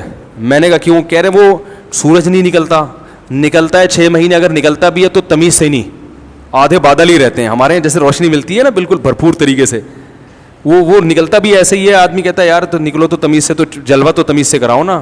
وہی ہے نا ابتدائے عشق میں دل ہوا یوں خراب آدھا کہ جیسے سیخ پہ چڑھتے ہی جل جائے کباب آدھا. لگتا ہے میرے محبوب کی ایک آنکھ غائب ہے کہ اس نے جب بھی پلٹا ہے تو پلٹا ہے نقاب آدھا. محبوبہ زیارت کرا نہیں رہی, کرا رہی ہے تو آدھا. تو کہتا ہے یار تیری کہ دوسری آنکھ نہیں ہے کیا؟ یا تو پردہ کر لے یا تمیز سے زیارت کرا لے. تو وہ سورج 6 مہینے نکلے گا بھی تو بھی وہ اتنی تمیز سے نہیں نکلتا, اس میں بھی بادل رہتے ہیں, بارشیں ہوتی رہتی ہیں, وہ مزہ نہیں آتا. تو کہہ رہے ہیں وہ کینسر اتنا زیادہ ہے کیونکہ وٹامن ڈی کی کمی ہو جاتی ہے, پھر اس کے لیے گولیاں کھاتے ہیں. گولیاں, اب یہ بھی دیکھو, وٹامن ڈی اللہ آٹومیٹک اس کو مینٹین رکھتے ہیں ہماری باڈی میں, بڑھتا نہیں ہے, خود ہی سسٹم بنایا ہوا ہے. لیکن جب آپ گولیاں کھا کے وٹامن ڈی کھاتے ہو تو گولی زیادہ ہوگی تو بڑھ گیا, کم کھائی تو کم ہو گیا, تو وہ بعض دفعہ زیادہ ہو جاتی ہے کوانٹٹی, اس سے کینسر ہو جاتا ہے. ہمیں اللہ نے دھوپ پہ فٹ کیا ہوا ہے نا, دھوپ سے ہمارا وٹامن ڈی خود بخود مینٹین ہوتا رہتا ہے. کتنے مسائل ہیں. تو ہمارے وسائل, یہ جو برطانیہ نے 100 سال حکومت کی ہندوستان پہ, سارا سونا, یہاں کی ساری دولت لے گیا اور پھر اپنے کارخانوں کو اس نے چلایا, اور ہمیں بھوکا ننگا چھوڑ گئے. یہ مسلط کر دی ہم پہ, یہ جو ہمارے اوپر حکمران مسلط رہے ہیں, چور اچکے ٹائپ کے لوگ, انہوں نے ہمیں نچوڑ دیا. تو بھائی اس میں اسلام کا بھی قصور نہیں ہے, ہمارا بھی قصور نہیں ہے. ان کے ساتھ یہ ہوتا تو اس سے بھی بدتر ہوتے. ہم تو اسلام کی وجہ سے پھر بھی تھوڑے سے بچے ہوئے ہیں. سمجھ رہے ہو گے نہیں سمجھ رہے؟ تو یہ نہ کہا کرو وہ بہت ترقی یافتہ, وہ سوئی بھی بناتے, ہم تو یہ بھی نہیں بنا سکتے. ہمیں بنانے نہیں کوئی دیتا, ہمارے وسائل پر قبضہ ان کا ہے. ہم پر حکمران سڑے ہوئے لوگ مسلط رہے ہیں ہمیشہ, اور ہمارے وسائل بھی ہمیں نہیں نکالنے دیتے. بلوچستان میں جو کوئلہ ہے, میں نے ایک ماہر معیشت سے سنا, کہہ رہا ہے اتنا کوئلہ دریافت ہو چکا ہے, اگر نکال لینا 200 سال تک فری بجلی پاکستان کو ملے گی. 200 سال کا ذخیرہ تو دریافت ہو چکا ہے, لیکن بڑی قوتوں, بڑی طاقتوں کی طرف سے پابندی ہے کہ آپ کو یہ کوئلہ نکالنے کی اجازت نہیں. اور وہ ان کے پاس 100 بہانے ہوتے ہیں, اس سے ماحول خراب ہوگا, آلودگی پھیلے گی. حالانکہ کئی ملکوں میں کوئلے سے بجلی بن رہی ہے, ان میں آلودگی کا خطرہ, اس کو خطرہ نہیں سمجھتے. تو بہت کچھ ہے, ہاتھ بندے میں. سونا بلوچستان میں اتنا دفن ہوا ہوا ہے. یہاں ایک ڈاک یارڈ میں کام کرتے تھے, کہتے راتوں رات ہمیں اطلاع ملی کہ جی حکومت, کافی پرانا واقعہ ہے, تو سونا نکالا, اس کی پلیٹیں جا رہی تھیں کنٹینر میں. اتنا سونا بلوچستان سے نکلا تھا. کہہ رہے راتوں رات وہ پتہ نہیں کیا ہوا ہے, کوئی وہ بک گیا, کوئی اس وقت جو لیڈر ہوگا ہمارا, تو وہ گورنمنٹ نے یا سپریم کورٹ کا آرڈر آیا, وہ سیل کر دیا. وہ سیل پڑا ہوا ہے پتہ نہیں کتنے سالوں سے, وہ کوئی بھی نہیں کھول سکتا.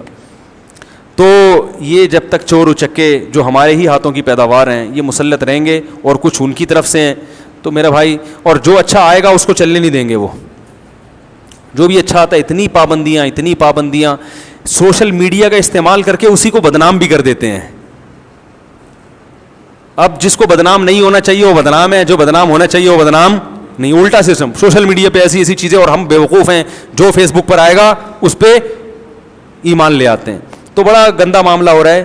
تو اس لیے میرے بھائی, اللہ نے ہمیں ایک سیدھا راستہ بتایا, وہ انگریز کا راستہ نہیں ہے, وہ اسلام کا راستہ ہے. ہمیں اسی راستے کو فالو کرنا ہے, اور انگریزوں کی ترقی سے متاثر نہیں ہونا. ترقی کی کوشش ضرور کرنی ہے, لیکن یہ کوئی ترقی ایسی چیز نہیں ہے جس کی وجہ سے ہم ان کو برحق سمجھنا شروع کر دیں. بات آ رہی ہے سمجھ میں؟ شکر الحمدللہ. اللہ تعالیٰ سمجھنے کی عمل کی توفیق عطا فرمائے.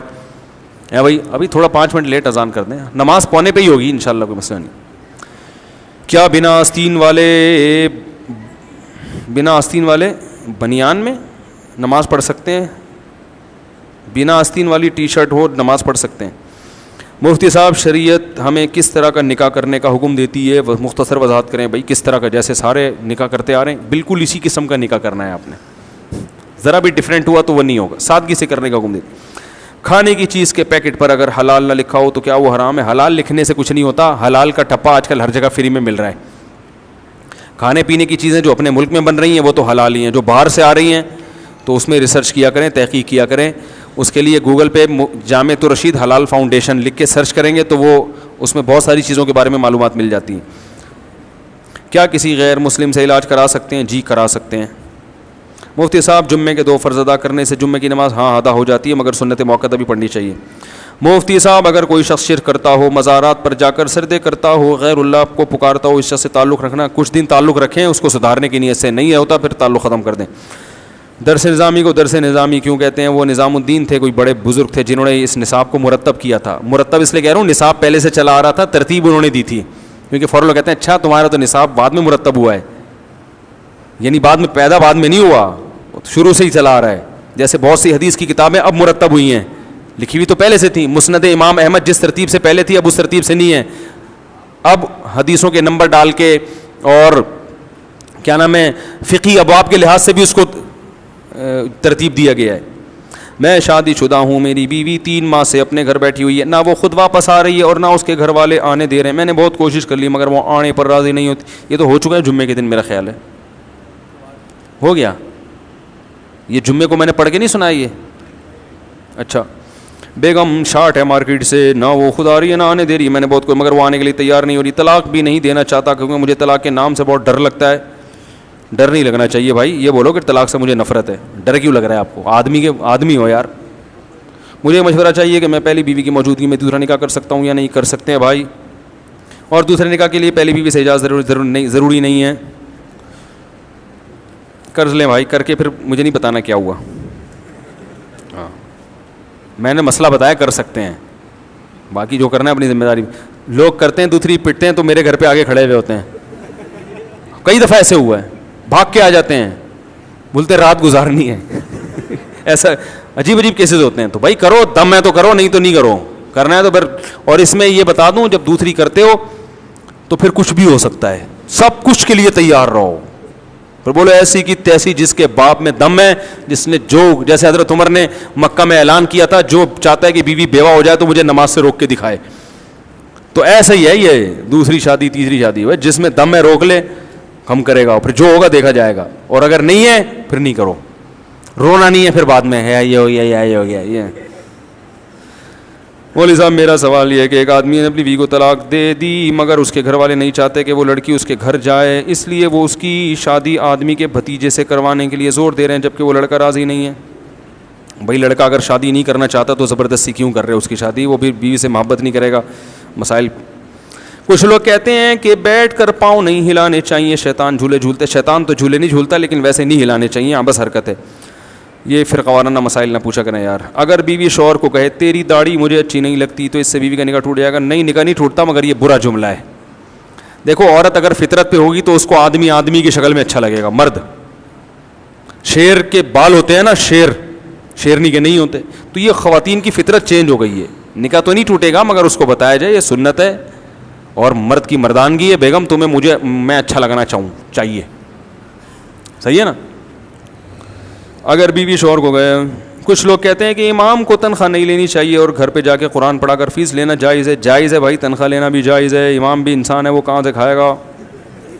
ہاں وہ کہاں سے کھائے گا؟ درخت سے پہلے زمانے میں تو لوگ اماموں کو ہدیے اتنے دے دیا کرتے تھے. گاؤں دیہاتوں میں ایسا ہوتا ہے, تھوڑی دیر میں امام کے. اب تو وہ بھی نہیں, وہ سسٹم بھی کیا ہو گیا ہے, ختم. تو وہ تو بڑا مسائل کھڑے ہو جائیں گے اس کے لیے. حدیث میں آتا ہے کہ مسجد میں ہنسنا قبر میں اندھیرا لاتا ہے. ایسی کوئی حدیث نہیں ہے. کہہ رہے ہیں آپ بھی تو مسجد میں لطیفے سناتے ہیں, ایسی کوئی حدیث نہیں ہے بھائی. آپ کی کتاب طلاق ثلاثہ مارکیٹ میں آنے والی ہے انشاءاللہ. ہماری چاچی, میں نے کتاب لکھی ہے 3 طلاقیں 3 ہی ہوتی ہیں. اس موضوع پر تو بہت کتاب ہے لیکن وہ کتاب اس پر ہے کہ اس میں جو ایک کہتے ہیں نا یہ بالکل اجماع امت کے خلاف ہے. اس ٹائپ کی میں نے کوئی کتاب نہیں دیکھی کہ, اور اس میں اختلاف رائے کی بالکل گنجائش نہیں ہے. صحابہ کا اس پر اجماع ہے. اس بارے میں جتنی روایتیں پیش کی جاتی ہیں یا تو وہ انتہائی درجے کی ضعیف ہیں یا اس سے 3 کا 1 ہونا ثابت نہیں ہوتا, گھما پھر آگے کیا جاتا ہے. سمجھ رہے ہو؟ اس لیے اس میں اختلاف رائے کی گنجائش نہیں ہے. اس میں اہل حدیث سے کوئی فتویٰ لے کے بیوی کو رکھے گا تو بیوی حلال نہیں ہوگی. اس میں اہل حدیث کے لیے بھی اہل حدیث سے فتویٰ لینا جائز نہیں ہے. اس بارے میں میری اتنی مضبوط رائے ہے اور دلائل سے قائم کی ہے. ایک دلیل کو بہت ڈیٹیل میں بیان کیا اس میں, اور دلائل کی مار لگا دی ہیں, بہت ریسرچ کر کے لکھی ہے. وہ سمجھ رہے ہیں کہ نہیں سمجھ رہے؟ اور ان کے ایک دلیل کا جواب دیا. مثال کے طور پر انہوں نے کہا فلاں حدیث کو ابن تیمیہ نے صحیح کہا ہے اس وجہ سے, تو اس وجہ پہ میں نے بات کی ہے کہ یہ جو کہہ رہے ہیں نا اس وجہ سے صحیح کہا ہے, تو وہ اس وجہ سے صحیح کہا بھی ہے کہ نہیں کہا, اور کہا ہے تو وہ وجہ یہاں پائی نہیں جاتی. وہ بہت تحقیق کے بعد لکھی ہے وہ. اچھا میرے بھائی جلدی سے 5 منٹ پہلے اذان ہو گیا. ہماری چاچی اور مامی ہم سے ہاتھ ملاتی ہیں, ہم ہاتھ میں, گھر والے کہتے ہیں رشتہ داری خراب ہوگی. خراب ہونے دیں, چچی مامی سے ہاتھ ملانا جائز نہیں ہے, نامحرم ہے وہ. اگر عمر ان کی زیادہ ہے تو سر پہ ہاتھ رکھوا لیا کرے, بشرطے کہ ٹنڈ نہ ہو. بالوں سر پہ, عمر زیادہ ہو چکی ہے, اگر جوان ہے تو سر پہ بھی ہاتھ نہ رکھوائیں. جوان بوڑھی مامی ہیں جیسے ایجڈ ہوتی ہیں نا, یہ چاچی ہیں, سر پہ ہاتھ رکھوائیں. اس سے ہماری یونیورسٹی میں فنکشن ہوتے ہیں جس میں ناچ گانے بھی ہوتے ہیں اور مخلوط ماحول ہوتا ہے. ٹیچرز بہت اصرار کرتے ہیں شرکت کے لیے, جائز نہیں ہے بھائی. اگر ہم اچھے اخلاق سے سب سے پیش آئیں, ہر ایک کی مدد کریں, لوگوں کی پہچان ہوئی, تکلیفوں پر سمجھوتا کریں, تو اس طرح لوگ ہمیں زیادہ استعمال کریں گے. بھائی اصول یہ ہے کہ نہ اتنے میٹھے بنو کہ لوگ کھا جائیں، نہ اتنے کڑوے بنو کہ لوگ تھوک دیں. اخلاق، میٹھا پن، یہ بھی اعتدال سے ہونا چاہیے. ہر چیز کیا ہو. اب ایک صاحب آج مجھے بتا رہے تھے فلاں عالم اتنے نیک ہیں، اتنے اچھے ہیں، جب بھی کوئی ان سے ان کی بائک کی چابی مانگتا ہے وہ پکڑا دیتے ہیں، جب بھی کوئی ان سے ان کی گاڑی کی چابی مانگتا ہے وہ دے دیتے ہیں، آج تک کسی کو اتنے پیارے اخلاق. میں نے کہا میرے لحاظ سے تو اتنے اچھے نہیں ہونا چاہیے انسان کو، اس لیے کہ وہ عالم ظاہر ہے ان کی اپنے کام بھی ہوں گے، مصروفیت بھی ہوگی. ہر ایک کو گاڑی کی چابی پکڑا دو وہ تو واٹ لگا دے گا. پھر وہ عالم سارا دن میکینک کے پاس گاڑی لے کے کھڑے رہتے ہوں گے، تو وہ دین کی خدمت کب کریں گے، دین کا کام کب کریں گے، بچوں کو پڑھانا بھی ہوتا ہے، مدرسے میں مطالعہ کب کریں گے. سمجھ میں نہیں آ رہی بات. تو ایسے اخلاق جو افورڈ ہی نہ کر سکے آدمی، اس سے بد اخلاقی زیادہ اچھی. ان سے بولے میرے دنیا میں بیٹا اور بھی کام ہے. اوبر اور کریم اس لیے ایجاد ہوئی ہے کہ لوگوں کی گاڑیاں استعمال نہ کیا کریں. میں کبھی بھی نہیں، میرے دوستوں سے پوچھ لیں جو میری گاڑی لے جاتے رہے ہیں ہمیشہ، لیکن جب میرے پاس گاڑی نہیں ہوتی تو میں ان کی گاڑی پھر بھی استعمال نہیں کرتا. محلے والوں سے پوچھیں کہ میں نے کبھی کسی سے گاڑی کی چابی مانگی، حالانکہ 10 لوگ ہیں گاڑیاں پھینکنے کے لیے، چابیاں دینے کے لیے، کبھی نہیں لیتا. ٹیکسی میں جاتا ہوں کہ بھائی اس نے گاڑی اپنے لیے خریدی ہے، ہمارے لیے نہیں خریدی، اس کی گاڑی اس کے لیے. کوئی ایمرجنسی ہو جائے، ٹیکسی نہ مل رہی ہو، نہ اوبر مل رہی، نہ کریم مل رہی، نہ کوئی رکشے والا، نہ کوئی ٹیکسی والا، اور گھر میں کوئی خطرناک اللہ نہ کرے بیماری ہو، ایسی ایمرجنسی میں انسان کسی سے چیزیں مانگے، یہ منگتا پن بہت برا ہے. شریعت میں بھی جو چیز جس کی ہے اسی کے لیے اللہ نے بنائی ہے. آپ بھکاری بن کے مجھے بائک دے دو، مجھے فلانی چیز دے دو، یہ مجھے بڑا گھٹیا پن لگتا ہے. مجھ سے کوئی بائک مانگنے آتا ہے مجھے برا لگتا ہے، سیدھی سی بات. میرے پاس جی ٹی او، میں بائکیں بھی بڑی فری اسٹائل کی رکھتا ہوں. میں نے جی ٹی او 125 رکھی تھی، بائکیں رکھتا تھا. جی ٹی او 125 کا نام سنا ہے؟ کاواساکی 125 ایسا بنایا تھا اس کو ہٹو بچوں، بس اس پہ ہٹو بچوں لکھوایا نہیں تھا، لیکن وہ تھی ہٹو بچوں. اور اس کی ساؤنڈ، اس کی آواز. اب میں جب یہاں امامت کے لیے آیا 2006 میں، تو ایک بندہ آ رہا، مفتی صاحب بائک چاہیے. ایک دفعہ دے دی میں نے کہا چلو یار مجبوری ہوگی. پھر آیا بائک چاہیے. 2-3 دفعہ میں نے کہا نہیں ہے. کیوں بھائی کیوں دوں؟ آپ کہیں بھی ٹھوک دو گے اس کو لے جا کے. ایک گاڑی ایک ہاتھ میں رہتی ہے تو ٹھیک رہتی ہے. پھر میں سارا دن لے کے میکینک، اور ایسے ہی ہوا، وہ گاڑی کی واٹ لگنا شروع ہوئی. محلے والے کبھی ادھر لے کے جا رہے ہیں ہم جناب. اور پھر لوگ کیا کرتے ہیں، کوئی بھی تار ٹوٹ جائے تو صحیح تھوڑی کرتے ہیں، لا کے پکڑا دیں گے گاڑی. وہ اصل میں اس کا وہ تھوڑا گیئر صحیح کام نہیں کر رہا ہے اس کا. تو کتنا ٹائم ضائع ہو رہا ہے بھائی. ہمارے اور بھی غم زمانے میں بہت سارے کام نے کرنے ہیں. تو بائک رکشے چل. ہاں اگر آپ اتنے غریب ہیں تو پھر W11 میں جاؤ بھائی. اگر آپ کے پاس اوبر کریم کے پیسے نہیں ہیں تو W11 کس کے لیے بنی ہے؟ 20 روپے تو جہاں مرضی جاؤ، گانے سنتے ہوئے جاؤ. جائز نہیں ہے لیکن وہ خود بخود سنا رہے ہوتے ہیں. ٹھیک ہے نا، جہاں مرضی جاؤ W11 میں. اگر W11 کے بھی پیسے نہیں ہیں، یا اور کوئی ایسی ایمرجنسی ہو گئی ہے کہ اللہ نہ کرے ابا کو ہارٹ اٹیک ہو گیا، مفتی صاحب میرے ابا کو ہارٹ اٹیک ہو گیا اور میرے پاس اوبر کریم کے پیسے بھی نہیں ہیں، پھر ضرور بھائی لے جاؤ یار. بھلے ٹھوک دو گاڑی، کوئی مسئلہ نہیں، آپ کے ابا سے زیادہ قیمتی نہیں ہے. بائک بھی لے جاؤ، گاڑی بھی لے جاؤ. اور اگر مجھے چلنا ہے تو میں بھی ایسے موقع پہ تو خدمت کرنی چاہیے. کوئی کام نہیں ہے، ہم ادھر ادھر گھومنے پھرنے جا رہے ہیں تو نہ ہم گاڑی دیتا ہے کسی کو، نہ مانگ کے دیکھ لو پتہ چل جائے گا. نہیں دوں گا، مانگ کے دیکھ لو پتہ چل جائے. تو میری گاڑی کو میں نے خریدی تھی کہ کسی نے کہا گاڑی، میں نے کہا یہ کنواری ہے، یہ کنواری ہے، اس کو طلاق یافتہ میں نے کہا یہ کنواری ہے، اس کو طلاق یافتہ یا بیوہ مت بناؤ. ٹھیک ہے نا. تو اخلاق ایک حد تک اچھے ہوتے ہیں. ہم جو وقت بچائیں گے وہ بھی تو قوم کے لیے استعمال کریں گے نا. سارا دن میکینکوں کے پاس اور ٹائر پھٹا ہوا ہے تو یہ اچھا نہیں ہوتا. اس لیے ہم نے کہا یہ ہمیں فیشن پسند نہیں آیا. یہ جو میں بیان کر رہا تھا نا، ابھی مسائل بتا رہا تھا کہ اپنی چیزیں استعمال کے لیے دوسروں کو دینا، ہمارے ذمے شریعت میں یہ بھی ہے دوسروں کی تربیت. دوسروں کو بھکاری بنانا درست نہیں ہے. کوئی آتا ہے آپ سے بائک مانگنے کے لیے، گاڑی مانگنے کے لیے، وجہ پوچھیں. اگر کوئی ایسی ایمرجنسی ہے، کوئی واقعی مسئلہ ہو گیا ہے کوئی بہت، تو پھر ٹھیک ہے. اور اگر ایمرجنسی نہیں ہے تو میری رائے ہے کہ نہیں دینی چاہیے. بھائی جاؤ، اوبر ہے، کریم ہے، بائک ہے. بائک اب تو وہ ان کی بائک کی سہولت بھی ہو گئی ہے، رکشے ٹیکسی ہیں. اگر وہ کہے میرے پاس پیسے نہیں ہیں تو اس کو بولو W11 میں جاؤ، 20 روپے کی میں چلے جاؤ گے. وہ کہ اس کے بھی پیسے نہیں ہیں تو پھر غریب ہے، پھر بولو پھر بائک نہ مانگو، پھر پیسے مانگو. پھر بولو میں غریب آدمی ہوں، میرے پاس سفر کے پیسے نہیں ہیں. تو پھر غربت کی وجہ سے اس کی مدد کر دیں، پیسے دے دیں اس کو. اگر وہ واقعی ثابت ہو جاتا ہے غریب ہے، زکوٰۃ دے دیں، صدقہ دے دیں. سمجھ رہے ہیں؟ گاڑی پھر بھی نہ دیں. ٹھیک. ہاں کوئی بہت بے تکلف دوست ہو, بعض سے اتنی بے تکلفی ہوتی ہے کہ وہ گویا ایک ہی گھر کے سمجھے جاتے ہیں. جیسے میرے ایک دو دوست ایسے بے تکلف ہیں, ان کو تو میں نے چابی بنوا کے دی ہوئی ہے کہ یار جب جاؤ, یہ دیکھ رہے ہو یہ موٹا بیٹھا ہوا ہے, اس کو بائک کی چابی دی ہوئی ہے میں نے, کیونکہ گھر کے سودے سلف لے آتا ہے, یہ کام میں ہاتھ بٹاتا ہے. اس کو ایک اور چابی بنا کے دی ہوئی ہے کہ پوچھے بغیر لے جایا کرو. واٹ لگا کے رکھی ہوئی ہے اس نے گاڑی بائک کی, یہ میں بتا دوں آپ, لیکن پھر بھی ہم نے اس کو دی ہوئی ہے کہ چلو یار, پوچھتا نہیں ہم سے, لے جاتا ہے بائک. اور اب تو اتنا نیک ہو گیا کہ گھر پہ جا کے کھڑا, اپنی گھر پہ بائک کھڑی کر رہا ہے. مجھے ضرورت ہوتی ملتی نہیں, کہہ رہا ہے میرے گھر پہ. میں نے کہا بھائی جان آپ کو میں نے گفٹ تھوڑی دی ہے, گھر پہ تو میری رہے گی وہ, تو دیکھ لو کیسا زمانہ چل رہا ہے. لیکن ایسی شکل میری بائک کی ہے, آپ جا کے دیکھ لو, آپ کو لگے گا ہی نہیں یہ مفتی صاحب کی بائک ہے, آپ سمجھو گے مفتی صاحب نے 3 ڈبے والے سے خریدی ہے. یہ میں اس لیے بتا رہا ہوں کہ گاڑی یا بائک جب ایک ہاتھ میں رہے گی تو ٹھیک ہے, کسی کو آپ نے دے دی تو واٹ لگائے گا وہ. میرا تجربہ ہے, جب بھی کوئی گاڑی کسی کو دو یا بائک کسی کو دو, چاہے وہ 1 کلومیٹر ہی چلے گا, کچھ نہ کچھ کام لازمی نکال کے لائے گا وہ. یہ ہو نہیں سکتا کہ وہ آپ کو چابی دے اور بالکل ویسے ہی ہو جیسے پہلے. کہیں نہ کہیں سے کچھ نہ کچھ بج رہا ہوگا, اس میں سے کچھ نہ کچھ ہوگا. تو یہ تجربہ ہے. تو اس لیے ان چیزوں میں بھکاری نہ بنائیں لوگوں کو, ٹھیک ہے. لفٹ بھی نہیں مانگتے ہم تو کسی سے. کبھی جا رہا ہوں نا, کوئی گاڑی جا رہی ہو جانے, لفٹ بھی نہیں. بھائی ٹیکسی میں جاؤ, ٹیکسی کے پیسے نہیں ہیں تو W11 میں جاؤ, لٹک کے چلے جاؤ. تو اپنے آپ کو ان چیزوں سے مستغنی رکھنا چاہیے. یہ اچھے اخلاق پر بیان ہو رہا ہے میرا. ٹھیک ہے. کسی نے سوال پوچھا ہے نا, اچھے اخلاق, کہ کتنا لوگوں کی مدد کرنی چاہیے.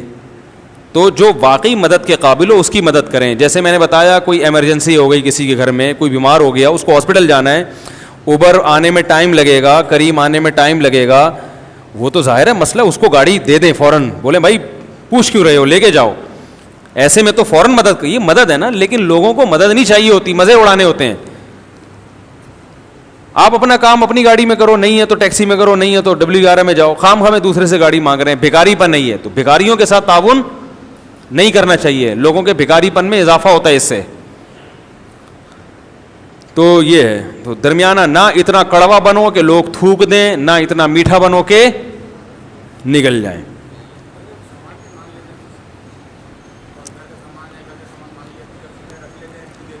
یہ بھی ایسا ہی ہے, گھر کی چیزیں مانگتے ہیں لوگ کہ یہ دے دو, فلانا دے دو, آٹے کی چھلنی مل جائے گی بہن.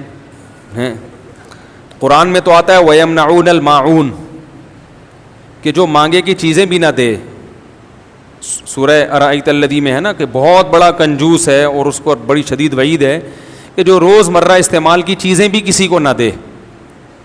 تو اس کے تحت علماء نے لکھا ہے کہ جو روز مرہ کوئی چھنی مانگ رہا ہے, کوئی آٹا مانگ رہا ہے, تو دے دینا چاہیے.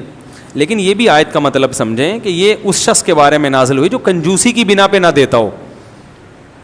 اب کوئی کام کر رہا ہے آفس میں, اس کو آپ سے پین چاہیے, آپ اپنا پین رکھ کے بیٹھے ہو, میں اس کو کیوں دوں, یہ کنجوسی کی بیس پر ہے. اگر آپ نظم و ضبط چلانے کے لیے, کہ آپ کے پڑوسی منگتا آ گیا ہے, وہ کمبخت چھلنی والا تو روزانہ گزرتا ہے نا, پلاسٹک وہ دیکھا نہیں, وہ بیچارے ریڑھی پہ ہر مال والا کہتے ہیں نا اس کو, ہر مال والا, اس کے بعد وائپر بھی ہے, اس کے بعد چھلنی بھی ہے, روزانہ گزرتا ہے, وہاں سے خریدو نا. روزانہ بیل بجا کے کھڑتے ہیں, آنٹی دیگچی مل جائے گی اسٹیل کی دودھ ابالنے کے لیے. آپ کا بھی ٹائم ضائع. اور یہ غریب علاقہ ہے بھی نہیں, کوئی ایسے جھگیوں میں رہتے ہو جن بیچاروں کے پاس دودھ ابالنے کے لیے دیگچی خریدنے کے پیسے نہیں ہیں, وہ آپ سے دیگچی مانگ رہے ہیں کہ ہم دودھ ابال کے آپ کو دیگچی واپس کر دیں گے. تو سمجھ میں آتا ہے سب اللہ کا شکر ہے کھاتے پیتے ہیں, تو پھر لوگوں کو تنگ کرنا, بیل بجا بجا کے چھلنی مانگنا آٹے کی, ایک آدھ دفعہ ٹھیک ہے, زیادہ مانگ رہا ہو تو منع کر دیں, بھائی یہ ہے آپ کو دینے کے لیے نہیں ہے. ہمارے ایک دوست تھے, وہ تو بڑے مالدار تھے. وہ کیا کرتے تھے, مدرسے میں تو مالدار بھی پڑھتے ہیں, غریب بچے بھی پڑھتے ہیں, وہ بہت مالدار تھے, ان کے گھر سے کھانا آتا تھا. اب کھانا ان کے گھر سے مرغ و مسلم, غریب بچے بیچارے وہاں بیٹھ کے کدو پکا ہوا ہوتا تھا وہ کھا رہے ہوتے تھے. تو اب ایک شخص نے ان سے دوستی لگا لی, جب ان کے گھر کھانا آتا وہ بھی آگے بیٹھ جاتا. ایک طالب علم نے, ایک غریب طالب علم نے ان سے کیا لگا لی, دوست. اب ان کے گھر سے آ رہا ہے, مرغے آ رہے ہیں, تو وہ بھی ان کے ساتھ بیٹھ گیا. اب وہ اس کو منع بھی نہیں کر پاتے کہ یار میں مرغا کھاؤں, یہ دال کھائے اچھا نہیں لگتا نا, غیر اخلاقی حرکت ہے. تو اس طالب علم نے جو مالدار تھے ہمارے حضرت سے مسئلہ پوچھا کہ حضرت میرے گھر سے اچھا کھانا آتا ہے, میں وہیں بیٹھ کے کھا رہا ہوتا ہوں, ایک دو غریب طالب علم ہیں وہ بغیر پوچھے شامل ہو جاتے ہیں, تو میں منع کرتا ہوں تو مجھے ڈر لگتا ہے, یہ جو قرآن میں آتا ہے وَيَمْنَعُونَ الْمَاعُونَ کہ مانگے کی چیز بھی نہ دے, وہ بڑا برا آدمی ہے, تو یہ منع کرنا کیا ہے, کیسا ہے؟ حضرت فرمایا فوراً منع کر دیں. بولیں یہ میرے لیے آیا ہے, آپ کے لیے نہیں آیا. کیوں بغیر پوچھے بیٹھ رہا ہے وہ؟ آپ کہہ سکتے ہیں کہ غریب طالب کے سامنے مرغے کھانا اچھا نہیں ہے.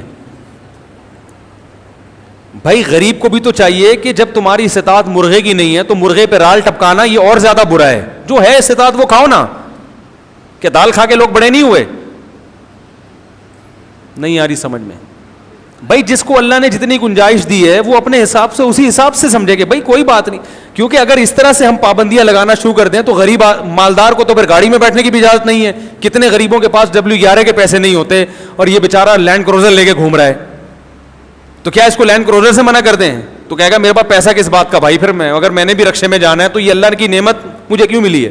تو غریب کو کہا جائے گا بھائی جس کے پاس پیسہ ہے اس کے پاس پیسہ رہنے دو, آپ اسے دیکھ کے راہ لیں, مت ٹپکاؤ, وہ چھن جائے گا پیسہ, آپ کا بھی چھن جائے گا, وہ مرغے کھا کے بھی قبر میں جائے گا, آپ دال کھا کے تھوڑا لیٹ جاؤ گے قبر میں, مرغے کھانے والے جلدی مرتے ہیں.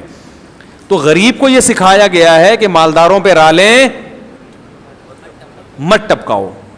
ہاں کبھی کبھار ایسا ہو کہ کوئی کبھی کبھار اس کی نوبت آتی ہو نا, اب وہ ہمیں یعنی کبھی کبھار اس کی نوبت آتی ہو نا تو پھر تو چلو بچا بھی جا سکتا ہے, لیکن مدرسے میں تو کھانا روز ہی ہے نا. اب کیا ان کے لیے الگ کمرہ بنائیں کہ آپ کے گھر سے مرغا آتا ہے تو آپ چارپائی کے نیچے گھس کے کھایا کریں تاکہ غریب بچوں کی نظر نہ پڑے؟ نہیں آ رہی بات سمجھ میں. تو اس میں غریب کو چاہیے کہ بھائی جس کو اللہ نے پیسہ دیا ہے اس پہ رشک نہ کرو, نہ حسد کرو, نہ رشک کرو. یار تو لینڈ کروزر میں گھوم رہے, تجھے اللہ نے پیسہ دیا ہے, تو مرغے کھا لے, ہمیں تو دال میں ہی مرغے کا مزہ آئے گا. سمجھ میں نہیں آ رہی میرے خیال بات. تو یہ جو نیچ پنا ہے نا کسی کو مرغا کھاتا دیکھ کے اس کے مرغے پہ رالے ٹپکانا, کیونکہ پھر ہر چیز میں آپ کہتے ہیں غریب احساس کمتری میں آئے گا, پھر تو ہر چیز میں آئے گا وہ. پھر تو مالدار کو چاہیے کپڑے بھی اچھے نہ پہنے, وہ پھٹے پرانے غریبوں جیسے کپڑے پہنے. تو مدرسے میں پھر مالدار طلبہ کو ہم اگر یہ کہیں کہ تم کھانا بھی وہی کھاؤ جو مدرسے میں کدو پک رہا ہے, اور ہمارے دور میں جو کدو پکا کرتا تھا اللہ بس مغفرت فرمائے پکانے والے کی بھی اور کھانے والوں کی بھی. اب تو مدارس میں پھر بھی بڑے اچھے حالات ہو گئے ہیں. تو ہمارا اپنا کھانے کا دل نہیں کرتا تھا, ہمیں گھر سے جیب خرچی ملتی تھی, ہم پتلی گلی سے نکل لیتے تھے ٹھیک ہے نا, باہر جا کے جو ہے نا وہ ڈبو کے چائے میں چیزیں کھا رہے ہوتے تھے. تو کبھی کھا بھی لیتے تھے, کبھی باہر جا کے, گھر سے نہیں کھانا, اتنی لفٹ نہیں کرائی ہمارے گھر والوں نے, وہاں بھیجے, پیسے دیتے تھے کبھی جو کھانا ہے کھا لینا. تو اب اس میں شریعت کا حکم یہ ہے کہ مالدار اپنے حساب سے زندگی گزار سکتا ہے, وہ غریب اپنے حساب سے گزارے. صحابہ میں بھی ایسا تھا, غریب بھی تھے مالدار بھی تھے. تو غریب مالداروں کو دیکھ کے حسرت نہیں کرتے تھے, بھائی تمہیں اللہ نے بہت دیا ہے تو کوئی بات نہیں, ہم اسی پہ خوش ہیں. ہم نے تو ایسے متضاد لوگوں میں نے زندگی گزاری ہے, طلبہ میں یہ کروڑ پتی طالب علم اور یہ بیچارے کے پاس کھانے کی روٹی نہیں ہے, دونوں سے ہماری گپ شپ ہے, دونوں سے دوستی ہے, اور سب آپس میں دوست ہیں, ٹھیک ہے نا. نہ وہ اس کو دیکھ کے پریشان ہو رہا ہے, نہ وہ اس کو دیکھ کے رش کر رہا ہے. تو ایسے متضاد لوگوں میں ہم نے زندگی گزاری ہے. کیونکہ اسکولوں میں تو ایک ہی اسٹینڈرڈ کے لوگ آتے ہیں, اچھے اسکولوں میں سارے مالدار آئیں گے, غریب اسکولوں میں سارے غریب بچے. مدارس میں ایسا نہیں ہے, مدارس میں طلبہ میں بڑا فرق ہے. یہ طالب علم کروڑ پتی ہے, یہ طالب علم انتہائی غریب ہے, یہ پٹھان ہے, یہ پنجابی ہے, یہ گاؤں کا ہے, یہ شہری ہے, اس کے ابا بریگیڈیئر ہیں تو اس کے ابا موچی ہیں. ایسا بھی ہوتا ہے میرے شاگردوں میں, ایسے شاگردوں کو پڑھا رہا ہوں, ایک کے والد فوج میں بریگیڈیئر ہیں, دوسرے کے ابا سبزی بیچتے ہیں, موچی ہیں, سبزی بیچتے ہیں, چوکیدار ہیں کہیں. ایسے متضاد, کیونکہ علم دین میں تو یہ فرق نہیں ہوتا نا کہ مالداروں کے لیے الگ, اور یہ بھی مدارس کی خصوصیت ہے. دیکھو مدارس نے یہ فرق نہیں رکھا, اسکولوں میں یہ فرق ہے, مالداروں کے لیے ایجوکیشن سسٹم الگ, مدارس سب کو ایک جیسی تعلیم دے رہے ہیں, رویہ بھی سب کے ساتھ ایک جیسا. پھر ٹیچروں میں بڑا فرق ہے. ہمارے جامعہ میں بعض ٹیچر ایسے ہیں بہت ہی غریب, بعض ٹیچر ایسے ہیں وہ مدرسے سے تنخواہ ہی نہیں لیتے, وہ اتنے مالدار ہیں وہ کہہ رہے ہیں ہمیں تنخواہ کی ضرورت, اور الٹا پیسے دے کے پڑھا رہے ہوتے ہیں وہ, ٹھیک ہے نا. اپنی بہترین گاڑیوں میں آتے ہیں وہ, تو ہر طرح کے لوگ ہیں. تو ماحول میں تو بھائی مالدار بھی رہے گا, غریب بھی رہیں گے, تو غریب آدمی کو چاہیے مالداروں کو دیکھ کے رالیں نہ ٹپکائے, ٹھیک ہے نا, بولے اللہ نے اس کو دیا ٹھیک ہے. تو چونکہ اگر ہم مالدار کو کہیں نا کہ یوں اپنا لائف اسٹائل, تو پھر وہ ہر چیز میں, وہ بیچارے کو گاڑی بھی چینج کرنی پڑے گی, وہ ایف ایکس لے لے گا 40,000 میں قسطوں پہ, ٹھیک ہے نا, وہ والی گاڑی رکھنی پڑے گی اس کو, کپڑے بھی پھٹے پرانے پہننے پڑیں گے. تو جب وہ لباس اچھا پہن رہا ہے, گاڑی اچھی رکھی ہوئی ہے, گھر اچھا ہے, تو کھانے بھی اچھا دو اس کو, ٹھیک ہے نا, اچھا کھا رہا ہے. اب اس کے لیے الگ دسترخوان نہیں ہے مدرسوں میں, تو وہ بیچارے وہیں بیٹھ کے کھا رہے ہوتے ہیں. تو ہمارے حضرت نے ان کو کہا کہ تو طالب علم آتا ہے تو طلبہ کو منع کیا کہ کوئی طالب علم ان کے ساتھ بیٹھ کے نہیں کھائے گا. کہا آپ خود کسی کو کھلانا چاہیں اپنے ساتھ بٹھا دیں. پھر وہ یہی کرتے تھے, وہ گھر سے 2-3 آدمیوں کا اکٹھا منگواتے تھے, پھر 2-3 طلبہ کو اپنے ساتھ خود ہی بٹھایا کرتے تھے کہ آ جاؤ. لیکن اس میں بھی جو زیادہ مستغنی تھے وہ نہیں جاتے تھے, وہ بلاتے بھی تھے, کہتے نہیں بھائی آپ کھاؤ, ہمیں اللہ نے دیا, ہم یہ کھائیں گے. اور یہ تھوڑے سے لالچی ہوتے ہیں نا, وہ ایک دفعہ بلایا چلے جائے گا, ٹھیک ہے. وہ ایک آدمی ہمارے واقعہ سنایا کرتے تھے, ایک آدمی کی عادت تھی جو بھی ہوٹل میں کھانا کھا رہا ہوتا تھا تو نیمبو نچوڑ کے اس کے ساتھ شروع ہو جاتا تھا. بھائی نیمبو نچوڑ دیا تو چلو ذائقہ ہو گیا, تو اب میرا بھی حق ہے تھوڑا سا, میں بھی. تو ایک آدمی نہاری کھا رہا ہے, نہاری میں نیمبو بڑا مزہ کرتا ہے, تو وہ نہاری کھا رہا ہے اور مرچیں لگ رہی ہیں, بڑا مزہ آ رہا ہے, تو یہ گیا نہاری میں نیمبو نچوڑ دیا کہ چلو دونے والے میں بھی کھا لیتا ہوں. نیمبو نچوڑ کے کھانا شروع کیا, اس کو غصہ ہے, اس نے ایک تھپڑ لگایا رکھ کے. یہ رکا نہیں, کہہ رہے میرے ابا بھی مجھے مار مار کے ہی کھلایا کرتے تھے, میرا باپ بھی مجھے. تو غیرت جب ہوتی ہے تو دوسرے کے کھانے کو دیکھ کر رال ٹپکتی نہیں ہے, اور جب غیرت ختم ہو جائے, دوسرا منع بھی کر رہا ہو تو آدمی گھس جاتا ہے. تو استغنا پیدا کریں طبیعت میں. جو اللہ نے آپ کو دیا وہ بہت دیا ہے, بس دوسرے کے پاس دیکھو, بہت کم لوگ ایسے ہوتے ہیں جو دوسرے کی نعمت دیکھ کے خوش ہوتے ہیں, دوسرے کے پاس پیسہ دیکھ کے خوش ہوتے ہیں. ہمیں الحمدللہ ایسے بہت سے لوگوں سے واسطہ پڑا ہے, مدرسوں میں, اسکولوں میں نہیں پڑھا, کالجوں میں نہیں, ہوتے ہیں وہاں بھی ہوتے ہیں, لیکن شارٹ. مدرسوں میں علماء صلاح میں یہ لوگ زیادہ ہیں کہ کسی نے اچھی گاڑی لے لی تو اندر سے خوش ہو رہے ہیں کہ یار چلو ہمارے پاس نہیں ہے, اس کے پاس آ گئی. ورنہ جیلسی ہوتی ہے انسان کو, اچھی گاڑی آ گئی, خوشی ہو رہی ہے, اوپر سے نا بول رہا ہے بہت خوش, اندر سے دل چل رہا ہے کم بخت ہے, پتہ نہیں کہاں سے آتا ہے. ہم لوگ ایسے ہی یار, ہم تو اسی میں گھوم رہے ہیں, پتہ نہیں کم بخت کے پاس. ایک آدمی آیا نا میرے پاس, کہنے لگا مجھے ایک غم اس بات کا ہے کہ میرے پاس پیسہ نہیں ہے, دوسرا غم اس بات کا لوگوں کے پاس کہاں سے آ رہا ہے.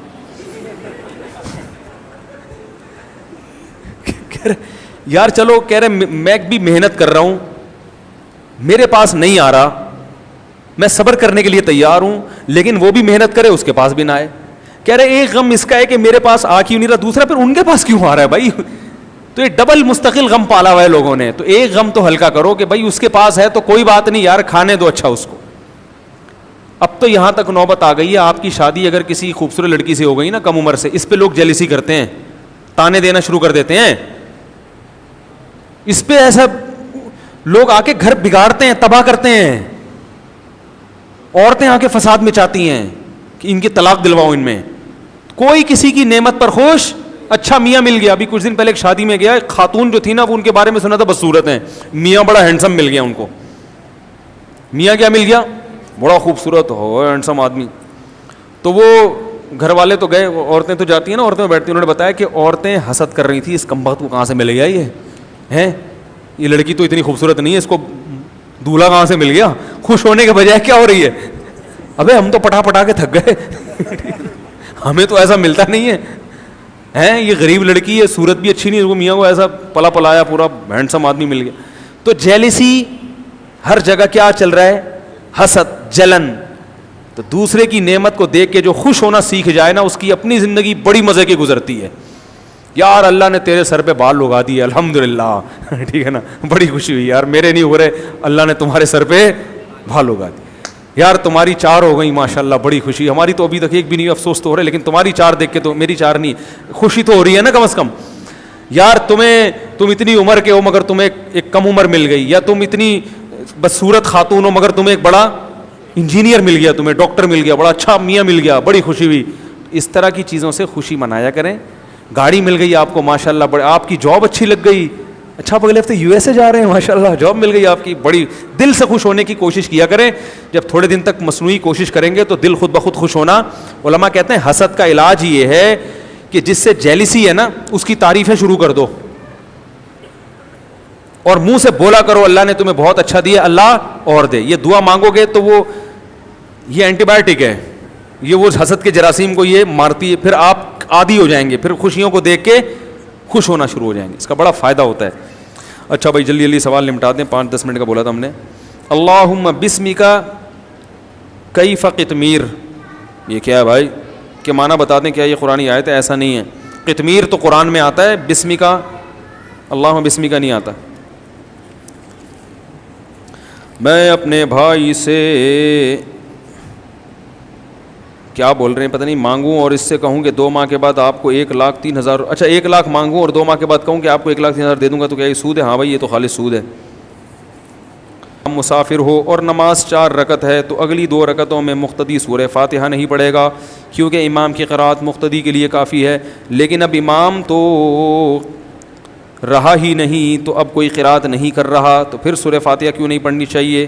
انجینئر بہت بولتا ہے. انجینئر سے تو میں نے کچھ سوالات کیے ہیں, وہ انشاءاللہ اب اگر اس میں عقل ہوگی تو نہیں بولے گا, وہ سمجھداری ہوگی تو نہیں بولے گا. رہا یہ مسئلہ کہ امام 2 رکعتیں پڑھ کے سلام پھیرتا ہے, ہم تیسری اور چوتھی رکعت میں کھڑے ہوتے ہیں اور سورہ فاتحہ نہیں پڑھتے, تو امام کی قرأت مقتدی کے لیے کافی ہوتی ہے. وہ اس صورت میں ہو کہ امام بھی تو ہو, اب تو امام ہے نہیں نا, تو اب امام ہے, آپ کو لگ رہا ہے کہ نہیں ہے لیکن وہ امام ہے. کیوں ہے؟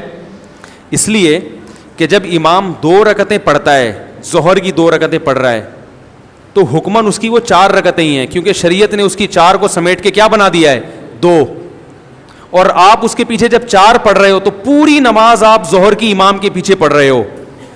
یہی وجہ ہے کہ آپ کو پوری جماعت کا ثواب ملتا ہے, آدھی جماعت کا ثواب نہیں ملتا.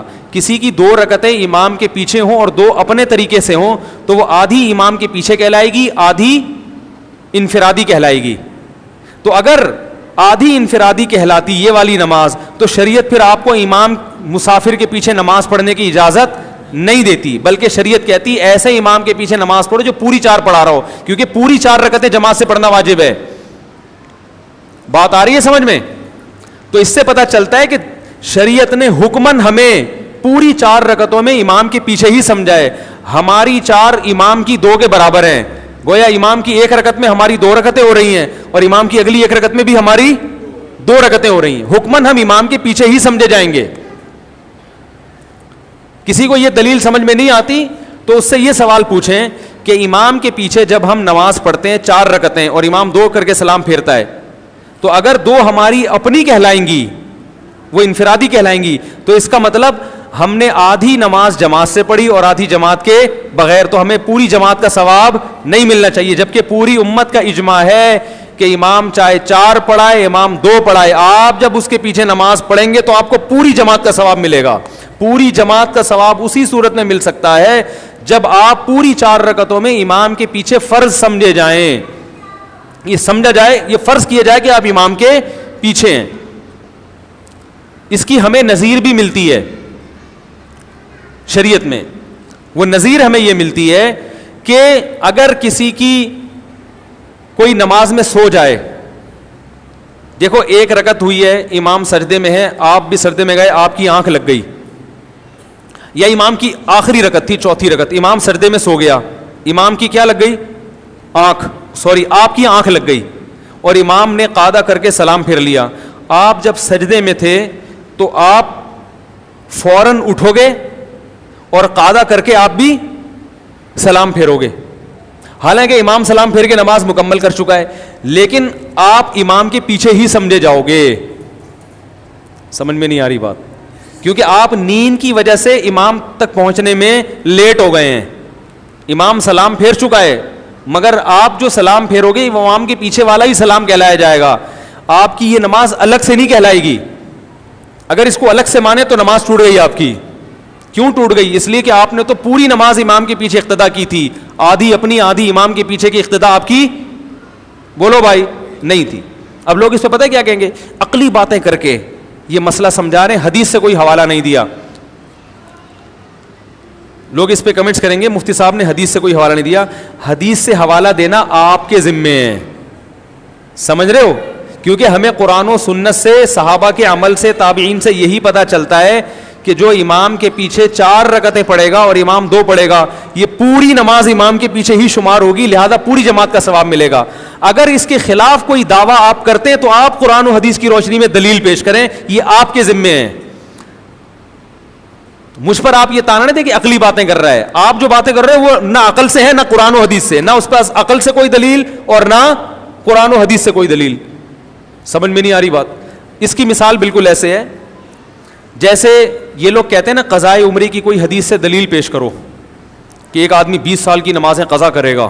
قضاء عمری میں یہی ہوتا ہے نا. تو میں ان سے کہتا ہوں کہ نماز جب قضا ہو جائے تو محض توبہ سے معاف ہو جائے گی, قضا کرنا ضروری نہیں ہے. آپ اس پر قرآن و حدیث سے کوئی دلیل پیش کرو, کیونکہ ہمارے پاس جو مثالیں قرآن اور سنت سے ملتی ہیں, نبی کی نماز جب بھی قضا ہوئی ہے توبہ کو کافی نہیں سمجھا گیا, قضا بھی پڑھی گئی ہے اور توبہ بھی کی گئی ہے, استغفار بھی کیا گیا ہے. اب یہ آپ کا دعویٰ ہے کہ 20 سال جب نمازیں ہو جائیں گی تو وہ معاف ہیں توبہ سے, یہ تو آپ حدیث پیش کرو نا, آپ کے ذمے جو دعویٰ کرتا ہے حدیث پیش کرنا اس کے ذمے کہ نمازیں جب تھوڑی تھیں تو قضا کرنا ضروری, جب زیادہ ہو گئی تو قضا ضروری نہیں ہے. یہ کہاں سے نکالا آپ نے مسئلہ؟ نماز تو نماز ہے بھائی. جب قرضہ آپ کے ذمے کسی کا ہوگا, چاہے وہ حقوق العباد کا قرضہ ہو چاہے وہ حقوق اللہ کا قرضہ, تو حقوق العباد میں بھی قرضہ بھی ادا کرنا ضروری اور معافی مانگنا بھی ضروری.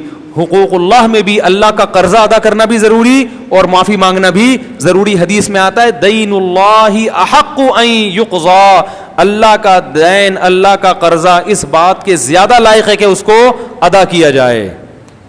نہیں آ رہی بات سمجھ؟ تو یہ اللہ کا قرضہ ہے جو نمازیں آپ کے ذمہ رہ رہی ہیں, تو قرضہ بھی ادا کریں گے اور وقت پہ ادا نہ کرنے کا جو گناہ ہوا اس سے توبہ بھی کریں گے.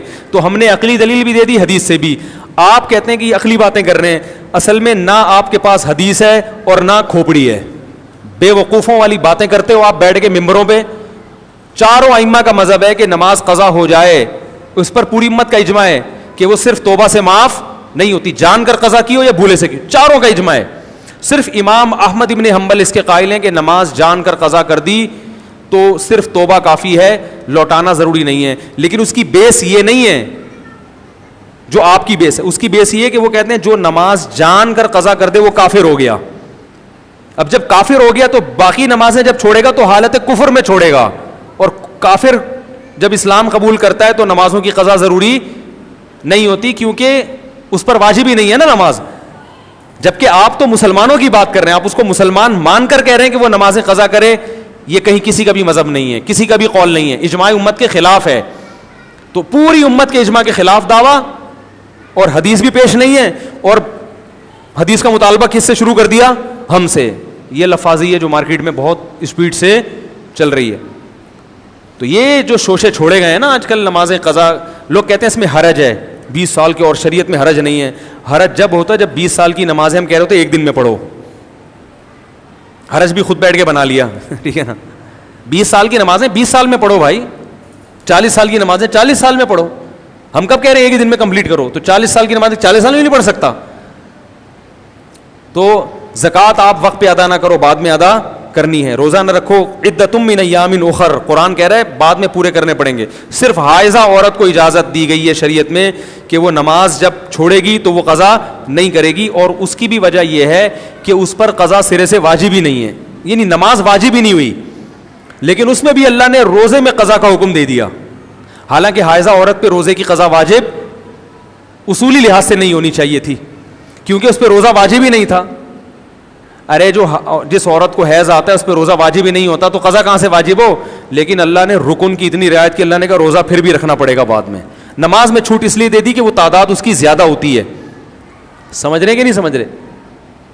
حالانکہ حائضہ پہ تو نماز واجب ہی نہیں ہوئی تھی, پھر بھی جو ہے نا اس کو نماز میں صرف چھوٹ دی جا رہی ہے کیونکہ واجب ہی نہیں ہوئی تھی. روزے میں پھر بھی چھوٹ نہیں دی جا رہی, اور آپ کہہ رہے ہو روزہ بھی معاف جو جان کر قضا کر دے, نماز بھی معاف, حالانکہ نماز اس پر واجب بھی ہوئی ہے اور روزہ بھی اس پر واجب ہوا ہے. تو میرے بھائی توبہ بھی کرنی پڑے گی اور وہ قضا بھی پیش کرنی پڑے گی اللہ کے. اور رہا مسئلہ حرج کا, یہ آپ کا بنایا ہوا ہے. تو عقلی باتیں خود کرتے ہیں بے وقوفوں والی, اور الزام ہم پہ لگاتے ہیں اگلی دلیل لیتے ہیں ان کے پاس قرآن و سنت سے. آپ کے پاس کون سی دلیل ہے؟ آپ کوئی ایک حدیث پیش کر دیں کہ مسافر کے پیچھے نبی نے حکم دیا کہ جب نماز پڑھو تو بقیہ 2 رکعتوں میں بھی مسافر سورہ فاتحہ پڑھے گا. آپ کے پاس ایسی کوئی حدیث نہیں ہے. تو ہمارے پاس اتنا حدیث سے پتہ چلتا ہے کہ جو شخص امام 2 رکعت پڑھا رہا ہو, مقتدی جب اس کے پیچھے 4 پڑھے گا تو وہ چاروں جماعت سے ہی کہلائیں گی, اور جماعت سے کہلانا اس وقت تک ممکن نہیں ہے جب اس کو 4 رکعتوں میں امام کی اقتداء میں فرض نہ کیا جائے. تو یہ فرض کیا جا رہا ہے شریعت کے کہنے پر, اور آپ عقل استعمال کر کے کہہ رہے ہو کہ جی امام گھر چلا گیا تو یہ تو اپنی پڑھ رہا ہے. تو یہ آپ عقل استعمال کر رہے ہو قرآن و سنت کے خلاف. نہیں یاری بات سمجھ میں, ہم آپ کی عقل کو قرآن و سنت کے تابع لے کر آ رہے ہیں. ایک مثال دے کے سمجھاتا ہوں میں. دیکھو حدیث میں آتا ہے, بہشتی زیور میں ایک مسئلہ لکھا ہوا ہے, خوب اچھی طرح سمجھے, بس یہ آخری مسئلہ ہے, باقی مسائل اگلی دفعہ میں. بہشتی زیور میں ایک مسئلہ لکھا ہوا ہے کہ شوہر پاکستان میں, بیوی امریکہ میں, ان کا نکاح ہو گیا, 1 سال کے بعد یا 6-7 مہینے کے بعد بچہ پیدا ہو گیا, تو یہ بچہ ثابت النسب ہے, ولد الزنا نہیں کہلائے گا. یہ فقہا لکھتے ہیں, فقہ حنفی میں بھی ہے. آئی بات سمجھ میں؟ حالانکہ میاں بیوی کا ملاپ ہوا ہی نہیں ہے. بھائی یہ امریکہ میں, وہ پاکستان میں, فون پہ نکاح ہوا اور 8-9 مہینے میں بچہ پیدا ہو گیا. ایک صاحب آئے میرے پہ بہشتی زیور پہ اعتراض کرنے لگے کہ یار یہ کیسے ہو گیا, یہ ثابت النسب کیسے, اس کو باپ کا کیسے کہیں گے, یہ تو ناجائز بچہ ہے. تو پھر وہ اعتراض کرنے لگے فقہ حنفی میں پاگلوں والی باتیں لکھی ہوئی ہیں, بہشتی زیور غلط ہے, قرآن حدیث کے بالکل خلاف ہے.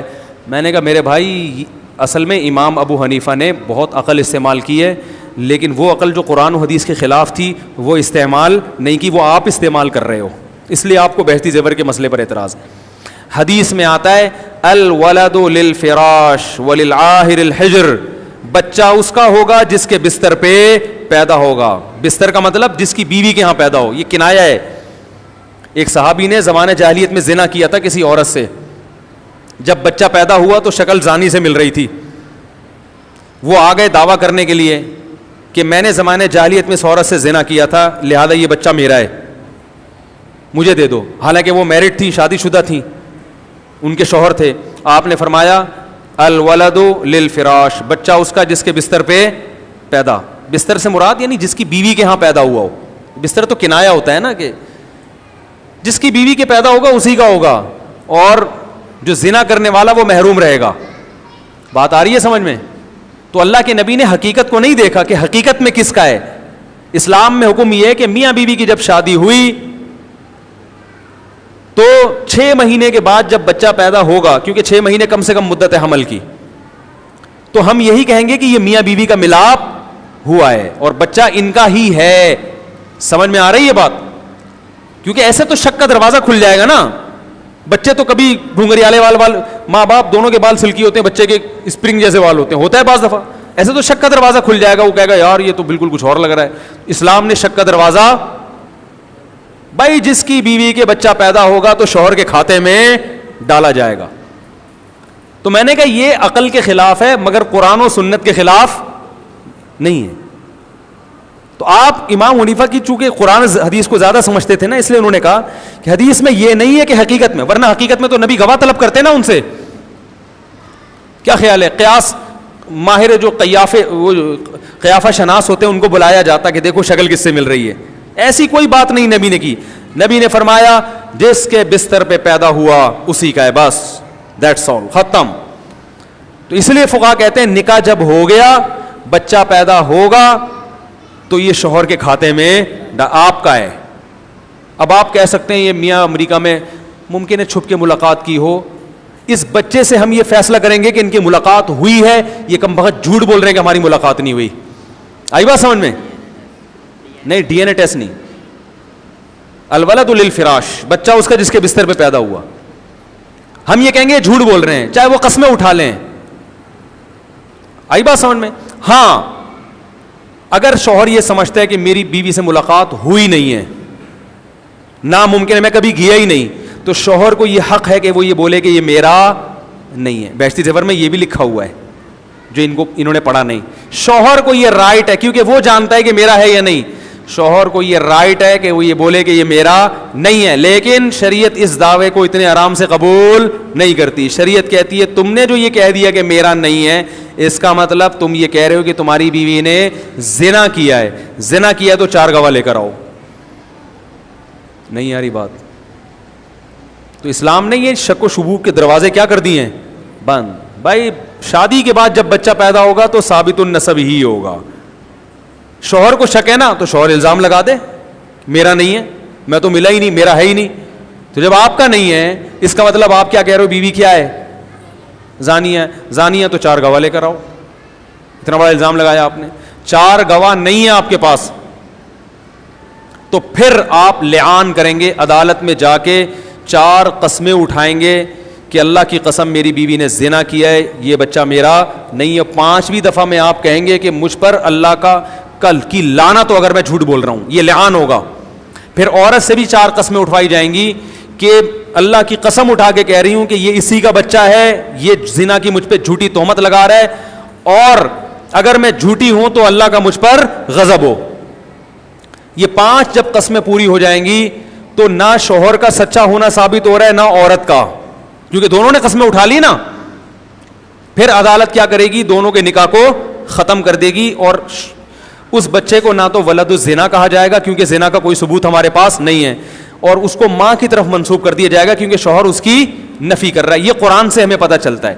اور اگر عورت مان لے کہ میں نے زنا کیا تھا, وہ قسم نہ اٹھائے, تو پھر بچے کو ولد الزنا قرار دیا جائے گا اور عورت کو رجم کی سزا دی جائے گی. اس پروسیس کے بغیر بچے کی نفی اسلام میں ممکن نہیں ہے.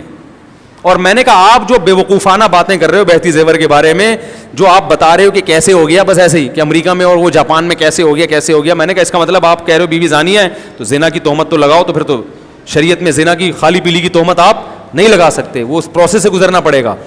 4 گواہ لے کر آؤ. وہ کہے میرے پاس گواہ نہیں ہے تو لعان آپ نہیں کر سکتے. لعان کون کرے گا؟ شوہر. صرف شوہر کو رائٹ ہے لعان کرنے کا, شوہر کے علاوہ کسی اور کو لعان کا حق نہیں ہے. تو آپ چپ کر کے بیٹھ جاؤ. بہشتی زیور میں جو لکھا ہے قرآن حدیث کی روشنی میں لکھا ہوا ہے. آئی بات سمجھ میں؟ ٹھیک ہے.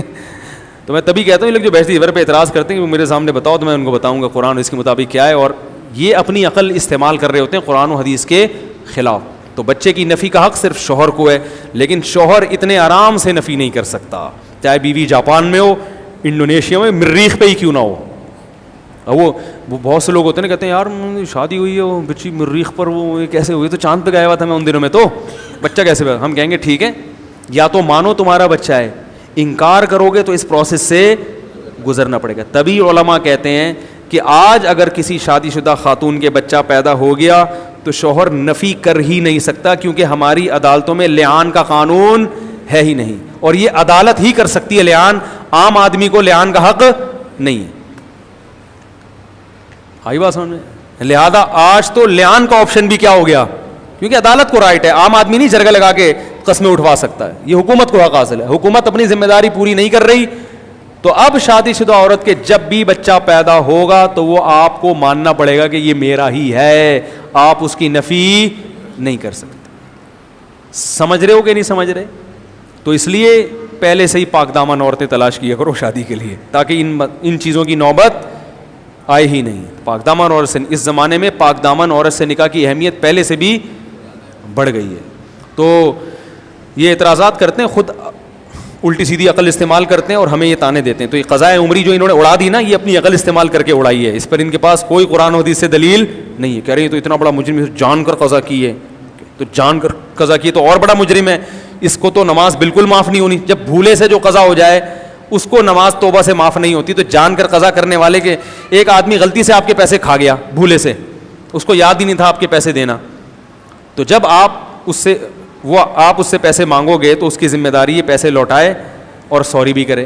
اور جو جان کر کھا گیا ہو, جو بھولے سے کھائے ہو نا, اس میں تو پھر بھی آپ کہو کہ چلو اب کھا گئے یار کوئی بات نہیں معاف کر دیا. لیکن جو جان کر کھا کے بیٹھا اس کو تو آپ کہو گے بھائی معافی کے ساتھ ساتھ ڈبل کر کے لوں گا میں, ایسا ہوتا ہے نا.